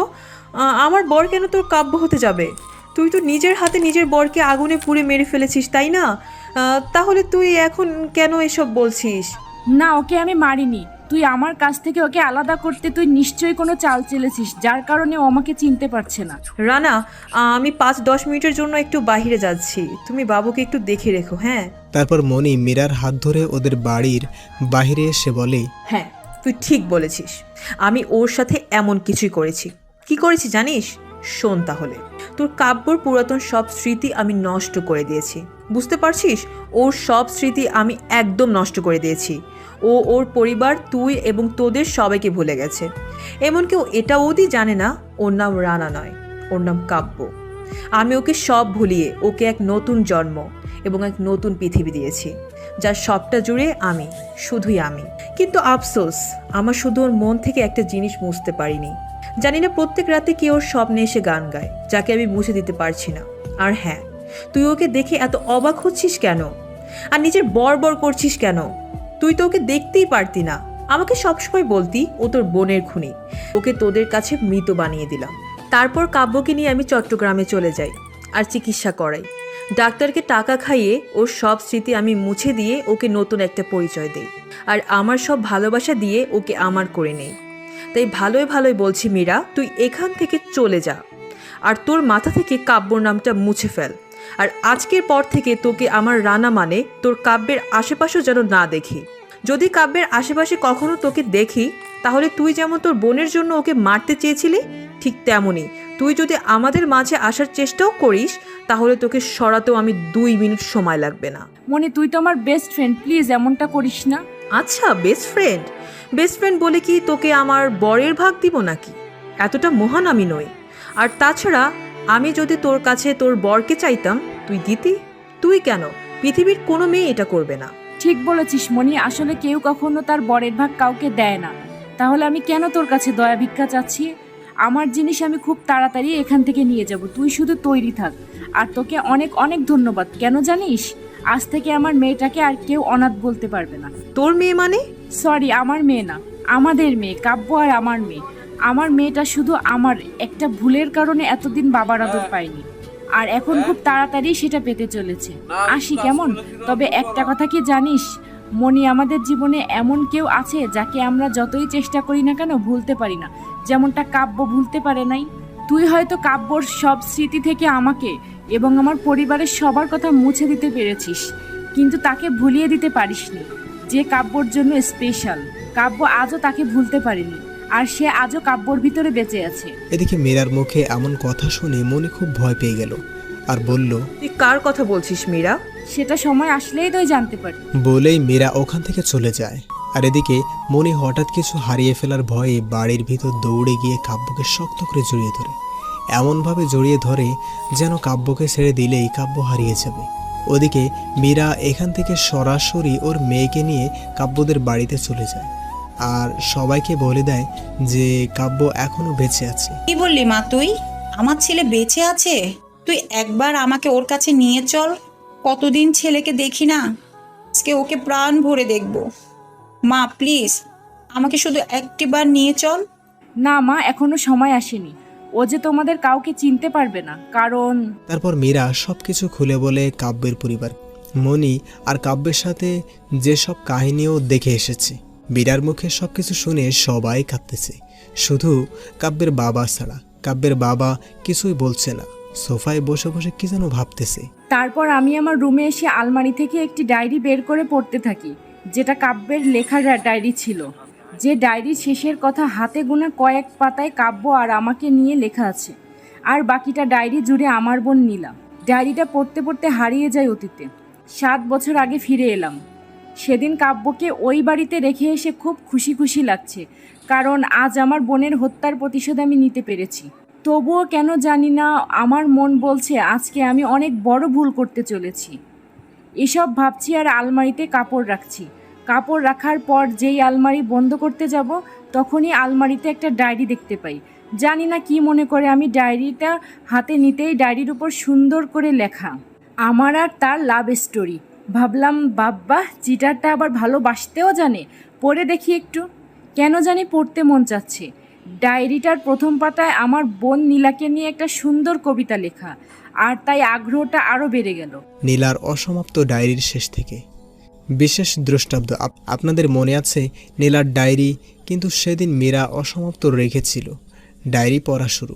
আমার নীলা আজ ওর বাড়ি যেতেই দাদু বাড়ি থেকে ফোন আসে আমার, আর আমাকে সেখানে যেতে বলা হয় খুব জরুরিভাবে। আমি দাদু বাড়িতে পা রাখার আগেই একটা আননোন নাম্বার থেকে কল আসে হঠাৎ। আমি কলটা রিসিভ করার পর জানতে পারি এটা নীলার মা কল করেছে। এটা নীলার মা জেনে প্রথমে আমি খুব ভয় পেয়ে গেছিলাম, কারণ তারা কি না কি বলবে এটা ভেবে। কিন্তু নীলার আম্মুর কথায় আমার সব ভয় কেটে যায়। আর সবচেয়ে বড় কথা হচ্ছে তারা আমাকে এমন একটা কথা বলেছে যা শুনে আমি যে কতটা খুশি হয়েছি তা বোঝাতে পারবো না। তবে একটা বিষয় বুঝলাম না, নীলার মা বাবা ব্যাপারটা কিভাবে এতটা স্বাভাবিকভাবে নিল। যাই হোক, এখন আমার সুবিধা হয়েছে। এই একটা কারণের জন্য হলেও অন্তত বাবা মাকে নীলার জন্য মানাতে পারবো, একটা উৎস পেলাম। কিন্তু নীলার মা আমাকে জানি না কেন আজ রাতেই ওদের বাড়িতে যেতে বলছে। কারণটা জানতে চাইলে বলে তারা নীলাকে একটা সারপ্রাইজ দিতে চায়। আমি জানতে চাই কি সারপ্রাইজ। তখন তারা আমাকে একটা প্ল্যানের কথা বলে। আমি প্রথমে তাদের প্ল্যানে রাজি হতে চাইনি, কিন্তু পরে কি জানি ভেবে রাজি হয়ে গেলাম। আর নীলার সাথে জীবনের প্রথম বাজে ভাষায় কথা বললাম। ও আমার কথা শুনে কাঁদতেছিল প্রচুর। ওর কান্না শুনে আমার তেমন একটা ভালো লাগছিল না, তাই কলটা কেটে দিলাম। আর কিছুক্ষণ পর নীলামা ফোন করে আমাকে তাদের বাড়িতে যেতে বলে। আমি তাদেরকে বলি যে আজকে যেতে পারবো না, কারণ আজকেই দাদু বাড়িতে আসছি মাত্র। বাড়িতে কথা বলে তাদেরকে জানাবো। কখন কি এত কল দিচ্ছিস কেন? কাব্য প্লিজ আমাকে বাঁচাও, ওরা আমাকে বাঁচতে দিবে না, ওরা আমাকে। হঠাৎ নীলার মুখে এমন কথা শুনে আমার পা থেকে মাটি সরে গেল। হ্যালো নীলা, হ্যালো নীলা, কোথায় তুমি? আর কি হলো, কথা বলছো না কেন? নীলা। নীলা কথা না বলায় আমি খুব ভয় পেয়ে যাই। তখন আমি কাউকে কিছু না বলে বাড়ি থেকে বের হয়ে যাই এবং সরাসরি রংপুরের উদ্দেশ্যে প্রায় 1.5 ঘন্টা পর রংপুরে পৌঁছে যাই। তারপর নীলার বাড়ির দিকে যাচ্ছি। অনেক আগেই নীলা আমাদের ওদের বাড়ির ঠিকানা দিয়েছিল। আমি যখন বাড়ির কাছাকাছি প্রায় এসেই গেছি, তখন দেখি 2 জন মানুষ রাস্তায় কি যেন ফেলে পালিয়ে যাচ্ছে। তারপর আমি তাড়াহুড়া করে যখন ওই জায়গায় পৌঁছে যাই, তখন যা দেখলাম তা দেখে আমার স্বপ্নে গড়া পৃথিবী যেন ভেঙে চুরমার হয়ে গেল। এ কি দেখছি, আমার নীলা রক্তাক্ত অবস্থায় পড়ে আছে। এই নীলা, নীলা, তোমার এই অবস্থা কেন? কে করেছে তোমার এই অবস্থা?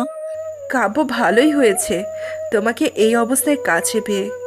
মরার আগে তোমাকে দেখার জন্য আল্লাহকে অনেক ডেকেছিলাম। আল্লাহ তাআলা হয়তো আমার এই ইচ্ছাটা পূরণ করছে। না নীলা, না, এ আমি কিছুতেই হতে দিব না।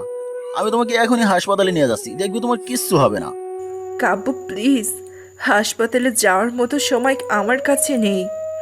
আজকে তুমি আমাকে যাদের কথা মতো সারপ্রাইজ দিতে চেয়েছিলে, তারাই দেখো আজ তোমাকে কত বড় সারপ্রাইজ দিয়ে দিল। তুমি কি বলছো এসব? হ্যাঁ, আমি ঠিক বলছি। তোমার বলা কথাগুলো শুনে আমি মরতে গেছিলাম। তখন আমি মা বাবার রুমে যাই তাদের শেষবারের মতো দেখতে, কিন্তু তখন জানতে পারি তুমি কি যেন সারপ্রাইজ দিতে আমাকে ওই পচা কথাগুলো বলেছিলে। আমি প্রথমে মন খারাপ করলেও পরে এটা ভেবে খুশি হয়েছিলাম যে তুমি এখনো আমারই আছো। এটা ভেবে আমি অনেক খুশি হয়েছিলাম। তারপর যখন আমি নিজের রুমে যাব, হঠাৎ তখন বাবা মার বলা একটা কথা আমার কানে আটকে গেল। কারণ ওরা যা বলছিল তা শুনে আমার যেন মাথায় আকাশ ভেঙে পড়ে। কি বলছিল জানো? তারা নাকি আমার মা বাবা নয়, আমার মা বাবা নাকি তারা টাকার লোভে মেরে ফেলেছিল।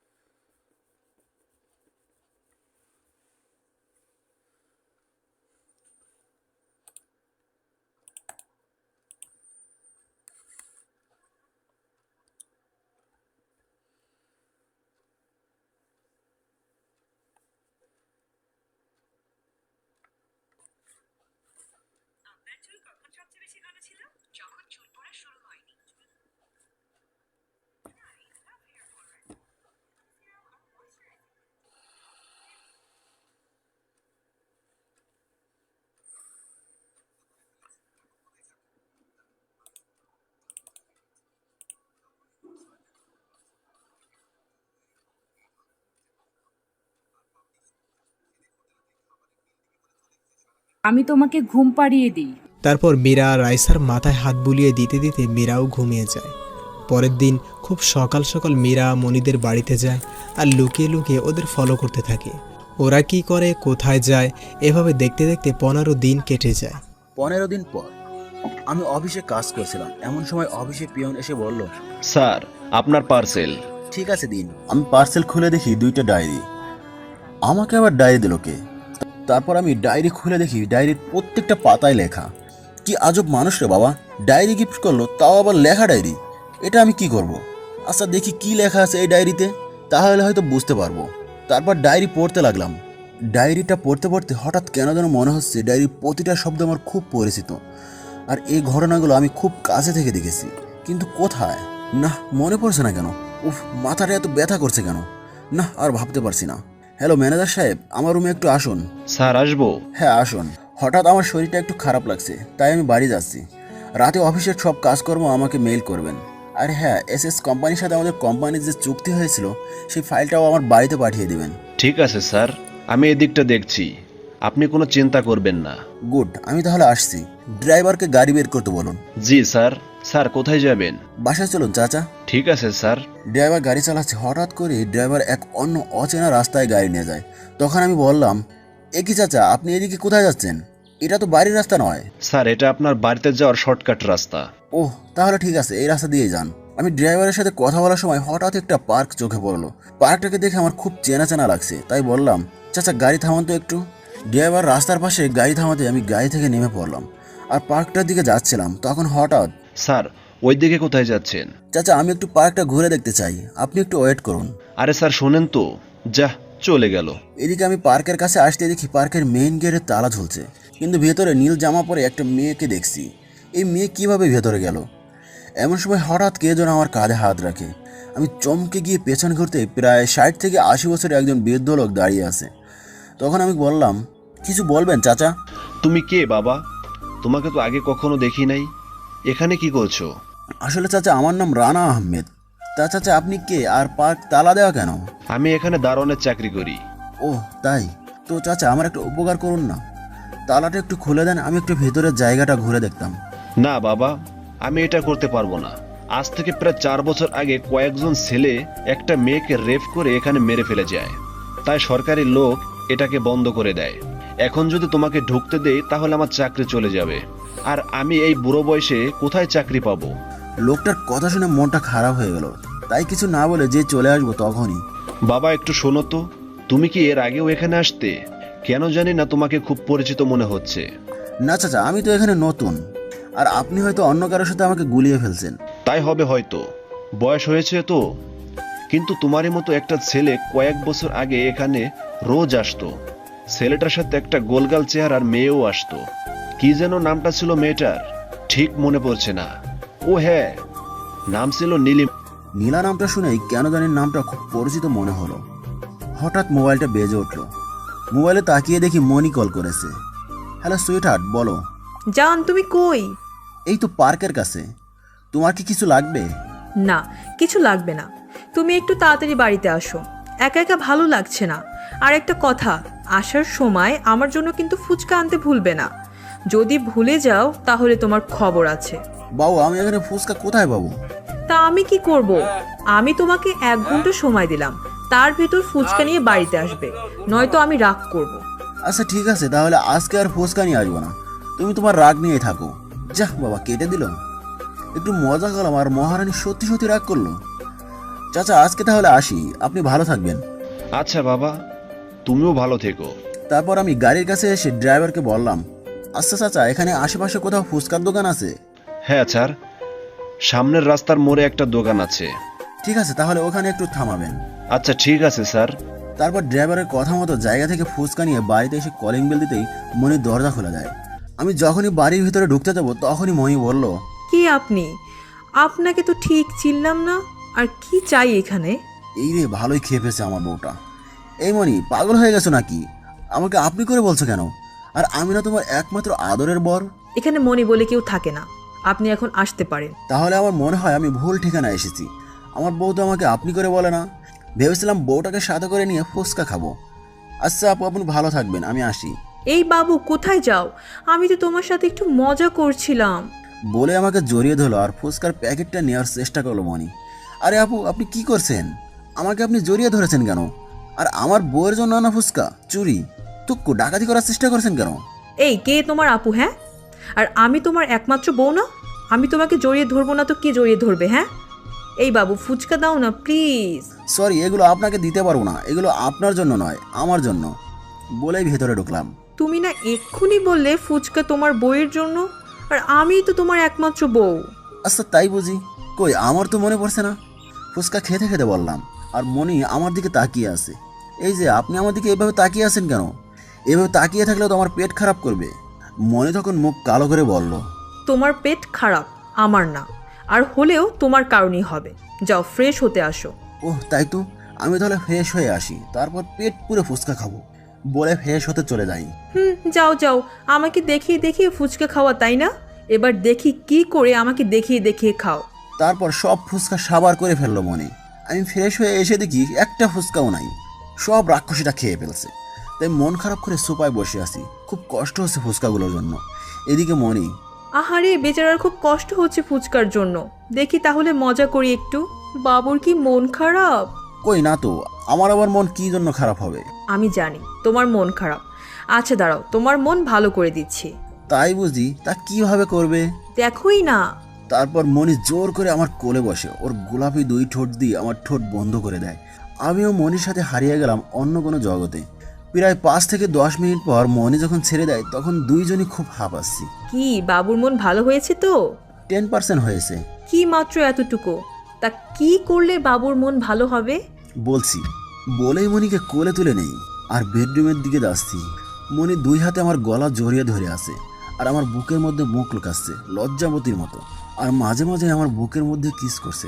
তারপর আমি মনিকে বিছানায় শুয়ে দিয়ে রুমের দরজা লাগিয়ে দিই। এখন দুজনের খুব কাছাকাছি অবস্থান করছি। মনির প্রায় প্রতিটা নিঃশ্বাস আমি অনুভব করছি। আর না, বদ্ধরুমে কি হচ্ছে তা আপনারা আপাতত বোঝার দরকার নেই। পরের দিন সকালে অফিসে যাওয়ার সময়। এই বাবু, আজকে তোমার অফিসে যেতে হবে না। কেন গো, অফিসে যাবো না কেন? অফিসে কত কাজ পড়ে আছে। পড়ে আছে তো কি হয়েছে, অন্যদিন করে দিও। আজ রুহানকে নিয়ে একটু হাসপাতালে যেতে হবে টিকা দিতে। আর তারপর আমি প্ল্যান করেছি আমরা সারাদিন ঘুরবো। আচ্ছা ওকে মাই ডিয়ার বউ। তারপর মনিকে নিয়ে হাসপাতালে চলে যাই আর আমাদের ছেলে রোহানকে টিকা দিয়ে ওদের নিয়ে ঘুরতে বের হই। আমি গাড়ির ড্রাইভিং করছি আর মনি আমার পাশে বসে আছে। আমরা ইট পাথরের এই ঢাকার শহরটা দেখছি। তখন হঠাৎ দেখি শপিং মলের সামনে ওই বাচ্চা মেয়েটা একটা বাড়ির সামনে খেলা করছে। তাই গাড়িটা ওই বাড়ির সামনে পার্ক করলাম, কিন্তু বাড়িটা আমার অনেক পরিচিত মনে হচ্ছে কেন। কি হলো, গাড়িটা এখানে থামালে কেন? আমি মনির কথার কোনো উত্তর না দিয়ে গাড়ি থেকে নেমে মেয়েটার কাছে চলে গেলাম। এই যে মামনি, এখানে কি করছো? তুমি দেখতে পারছো না আমি খেলছি? তা আঙ্কেল, তুমি আমার বাড়িতে কিসের জন্য আসছো? আচ্ছা, এটা তোমার বাড়ি? আমার জানা ছিল না মামনি। আমি তো তোমাকে দেখে তোমার সাথে কথা বলতে আসলাম। তুমি আমার সাথে কথা বলতে এসেছো? তাহলে আমার সাথে বাড়িতে চলো, দুজনেই খেলবো আর খুব গল্প করব। না মামনি, আজ না, অন্য একদিন আসবো। আজকে আমার একটু কাজ আছে। না, তোমরা না হয় আমাদের সাথে একটু গল্প করে ফিরে গেলে। বাবা, এতে তোমার কোনো আপত্তি নেই তো? একজন মহিলা কথাগুলো বলছে। ঠিক আছে আন্টি, আমার কোনো আপত্তি নেই। এমনিতেও এখানে আমাদের কোনো পরিচিত মানুষ নেই, মানে কোনো আত্মীয় স্বজন নেই। আপনাদের সাথে পরিচিত হলে আমাদেরও ভালো লাগবে। তুমি কি বলো? মনিকে উদ্দেশ্য করে বললাম। মনি প্রথমে না করতে চেয়েও পরে রাজি হলো, আর ওনাকে কেন জানি খুব পরিচিত মনে হচ্ছে। কিন্তু কোনো কিন্তু নয়, দেখছো না আন্টি কত করে বলছে। মনি তখন আর কিছু বলল না, শুধু নিজের হাতের আঙুল কামড়াচ্ছে। মনি যখন কোনো কারণে ভয় পায় তখন এমনটা করে, কিন্তু এখন কেন এমনটা করছে বুঝতে পারছি না। যাই হোক, তারপর আমরা ওনাদের সাথে ওনাদের বাড়িতে ঢুকছি। কিন্তু আমি যতই বাড়ির ভিতরে যাচ্ছি ততই বাড়িটা আমার খুব পরিচিত মনে হচ্ছে। চোখের সামনে ঝাপসা দেখতে পাচ্ছি কয়েকটা বাচ্চা ছেলে দৌড়াদৌড়ি করছে, আর তাদের একজন মহিলা লাঠি হাতে তাদের দৌড়ানি দিচ্ছে। তখন আমি একা একা বাড়িটা ঘুরে দেখছি, আর তখন এই ওইদিকে কোথায় যাচ্ছ? যাক না মা, ছেলেটা কত বছর পর বাড়িতে এলো, বাড়িটা একটু ঘুরে দেখুক। কত বছর পরে মানে? আপনারা কি ওকে চেনেন? মনি ভয় পেয়ে বলল, কোথাও এরা রানার পরিবারের মানুষ নয় তো? ও যদি জানতে পারে ওর পরিবারের সবাই বেঁচে আছে, তাহলে আমার কি হবে? ও তো আমাকে ভুল বুঝবে। কি রে, কি এত ভাবছিস? এটাই তো ভাবছিস ওনারা কাব্যকে চিনে কিনা? আচ্ছা, আমি তোর সব সমস্যা দূর করে দিচ্ছি। এনাকে দেখছিস? ইনি হলেন আমার শাশুড়ি, মানে কাব্যকে জন্ম দেওয়া কাব্যের গর্ভধারিণী মা। সম্পর্কে তোরও শাশুড়ি মা হয়। আর এই মেয়েটাকে দেখছিস, এ হলো আমার বড় যা। মীরা এসব কথাগুলো বলছে মনিকে। এদিকে হঠাৎ মীরার কথা শুনে মনি খুব ঘাবড়ে যায়। ও এই ভয়টাই পাচ্ছিল যেন, আর বারবার আল্লাহকে ডাকছে কখন তারা এখান থেকে চলে যায়। বৌমা, আমার কোলে আমার নাতিকে দিবে না? মনি না চাইতে ও শাশুড়ির কোলে ছেলেকে তুলে দেয় আর মনে মনে বলছে, এখন ছেলের কথা মনে হচ্ছে, ওই দিন তো তারা তাদের ছেলের কথাও শোনে নাই, ওকে সত্যটা বলার সুযোগটা পর্যন্ত দেয় নাই। চোরের থেকেও খারাপভাবে মেরে ফেলে গিয়েছিল। একবারও ভেবে দেখে নাই ছেলেটা বেঁচে আছে কিনা। এদিকে আমি ঘুরতে ঘুরতে একটা রুমের সামনে এসে দাঁড়িয়ে পড়ি। রুমটা আমার অনেক পরিচিত মনে হচ্ছে। আমি যেন স্পষ্ট দেখতে পাচ্ছি একটা ছেলে আর একটা মেয়ে দৌড়ে রুমের ভেতরে চলে যাচ্ছে, আর হঠাৎ ভেতর থেকে কে যেন চিৎকার করছে। আমি রুমের ভিতরে ঢুকে দেখি রুমে কেউ নেই। তাহলে এই শব্দ, এই আওয়াজ, হঠাৎ আমি আবার দেখতে পাচ্ছি আমার মতো দেখতে একটা ছেলে বাইরে থেকে কিছু ছবি হাতে করে নিয়ে রুমে ঢুকছে, আর রুমের দেওয়ালের একটা গুপ্ত লকারের ছবিগুলো লুকিয়ে রাখছে।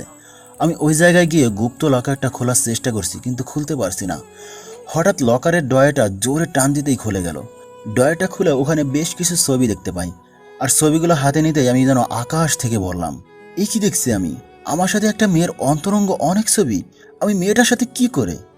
না না, ভাবতে পারছি না। উফ, মাথাটা এত ব্যথা করছে কেন? চারদিকে অন্ধকার হয়ে আসছে। তারপর কি হলো মনে নেই। রাইসা মা, দেখো তো তোমার আঙ্কেল কোথায়? তোমার আঙ্কেলকে বলবে আম্মু খেতে ডাকছে। ঠিক আছে আম্মু। তারপর রাইসা রানা কাব্যকে খুঁজতে খুঁজতে ওদের রুমে এসে দেখে রানা মেঝেতে পড়ে আছে। রাইসা রানার কাছে গিয়ে রানাকে অনেক ডাকছে, কিন্তু ও উঠছে না। তাই রাইসা দৌড়ে মীরার কাছে চলে যায়। আম্মু আম্মু, আঙ্কেল তোমার রুমে মেঝেতে পড়ে আছে কেন? অনেক ডাকলাম, আঙ্কেল কিন্তু উঠছে না।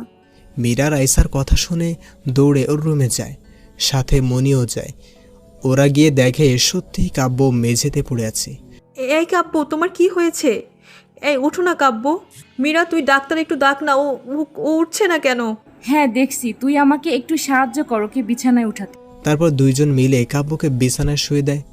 মীরা কাব্যকে দেখছে, আর সবাই স্তব্ধ হয়ে দাঁড়িয়ে আছে। তারপর হঠাৎ রিমা বলে উঠল, মীরা, আমার দেবরকে কেমন দেখছিস? কি হয়েছে ওর? ভাবি, ও হয়তো কোনো কিছু নিয়ে খুব বেশি চিন্তা করছিল, তাই জ্ঞান হারিয়ে ফেলেছে। আমি ইঞ্জেকশন দিয়ে দিয়েছি, একটু পর জ্ঞান ফিরবে। এদিকে কিছুক্ষণ পর আমার জ্ঞান ফিরতে দেখি আমি আমার রুমে শুয়ে আছি, আর বাড়ির অনেকেই আমার সামনে দাঁড়িয়ে আছে। তাহলে আমি এখানে কি করে আসলাম? আর আমার হাত পায়ের দিকে তাকিয়ে দেখি হাত পায়ে মারের কোনো চিহ্ন নাই। কেন? মাথাও ব্যথা করছে না। আমি বিছানা থেকে উঠতে যাব, তখন এ কি, তুমি উঠছো কেন? বিছানায় শুয়ে থাকো। না না, আমি ঠিক আছি। আচ্ছা, একটা কথা বুঝতে পারলাম না মীরা, আমি বাড়িতে কিভাবে আসলাম? আমি তো ওই বাড়িতে ছিলাম না, আর বাবা তো আমাকে খুব মারছিল। কাব্য, তোমার সব মনে পড়েছে? তুমি আমাদের চিনতে পারছো? ও খোদা, তোমাকে লক্ষ কোটি শুক্রিয়া। চিনতে পারবো না কেন? আর তোমরা আমার সাথে এমনভাবে কথা বলছো যেন আমার কি কিছু ভোলার কথা ছিল বা ভুলে গিয়েছিলাম। আর আমি এখানে কি করে আসলাম? আর থামো থামো, তুমি এত চাপ নিও না, আমি তোমাকে সব খুলে বলছি। তারপর মীরা একে একে আমাকে সব বলতে শুরু করে। তারপর মীরা সেই দিন সে বাড়িতে ঘটে যাওয়া সব ঘটনা খুলে বলল, এবং ওই দিন থেকে আজ পর্যন্ত আমার সাথে যা যা হয়েছে সব কিছু খুলে বলল। ওদের কথা শুনে আমি সম্পূর্ণ বাকরুদ্ধ হয়ে গেছি। এইদিকে দেখলাম মনি শুধু কেঁদেই যাচ্ছে, কারণ মনি ভাবছে তার এত বছরের কষ্টে তোলা সুখের সংসার তার চোখের সামনেই ভাঙতে চলেছে। আর আমি কে আছি? এভাবে আমার দিকে তাকিয়ে কি দেখছো? তোমাকে দেখছি। এখনো সেই আগের মতোই আছো? হ্যাঁ, তা তো থাকবই। তুমি তো বুড়ো হয়ে যাচ্ছ। আর আমার বুড়োটার মন খারাপ কেন? কি এত ভাবছো? ভাবছি শুধু আমার কারণে আজ 3টা মেয়ের জীবন নষ্ট হয়ে গেল। জান, আমার না বেঁচে থাকতে খুব কষ্ট হয়, বারবার মরে যেতে ইচ্ছে করছে। চুপ! এই মরার কথা আর একবার বললে আমি কিন্তু তোমার সাথে আর কোনোদিনও কথা বলতে আসবো না। আর কে বলল তোমার কারণে 3টা জীবন নষ্ট হয়েছে? আমার সাথে যা যা হয়েছে তা আমাদের ভাগ্যে লেখা ছিল। আর এখন তুমি যদি মারা যাও তাহলে একবারও কি ভেবে দেখেছো তোমার ছেলে মেয়ে দুইটার কি হবে? আপু আর মনি আপুর কি হবে? তুমি হয়তো আপুর উপর রাগ করে আছো, তা কথাটা স্বাভাবিক, কারণ আপু তোমার সাথে খুব খারাপ ব্যবহার করেছে, তোমাকে কষ্ট দিয়েছে। কিন্তু বিশ্বাস করো, আপু তোমাকে সত্যি অনেক ভালোবাসে। ও কোনোদিন মুখ ফুটে এটা বলবে না যে কাব্য আমি তোমাকে ভালোবাসি, কারণ আপু জানে তুমি তাকে ভালোবাসবে না। আর মনি আপুও তোমাকে অনেক ভালোবাসে, হয়তো আমাদের থেকে একটু বেশি। তুমি কি তাকে কষ্ট দিতে পারবে?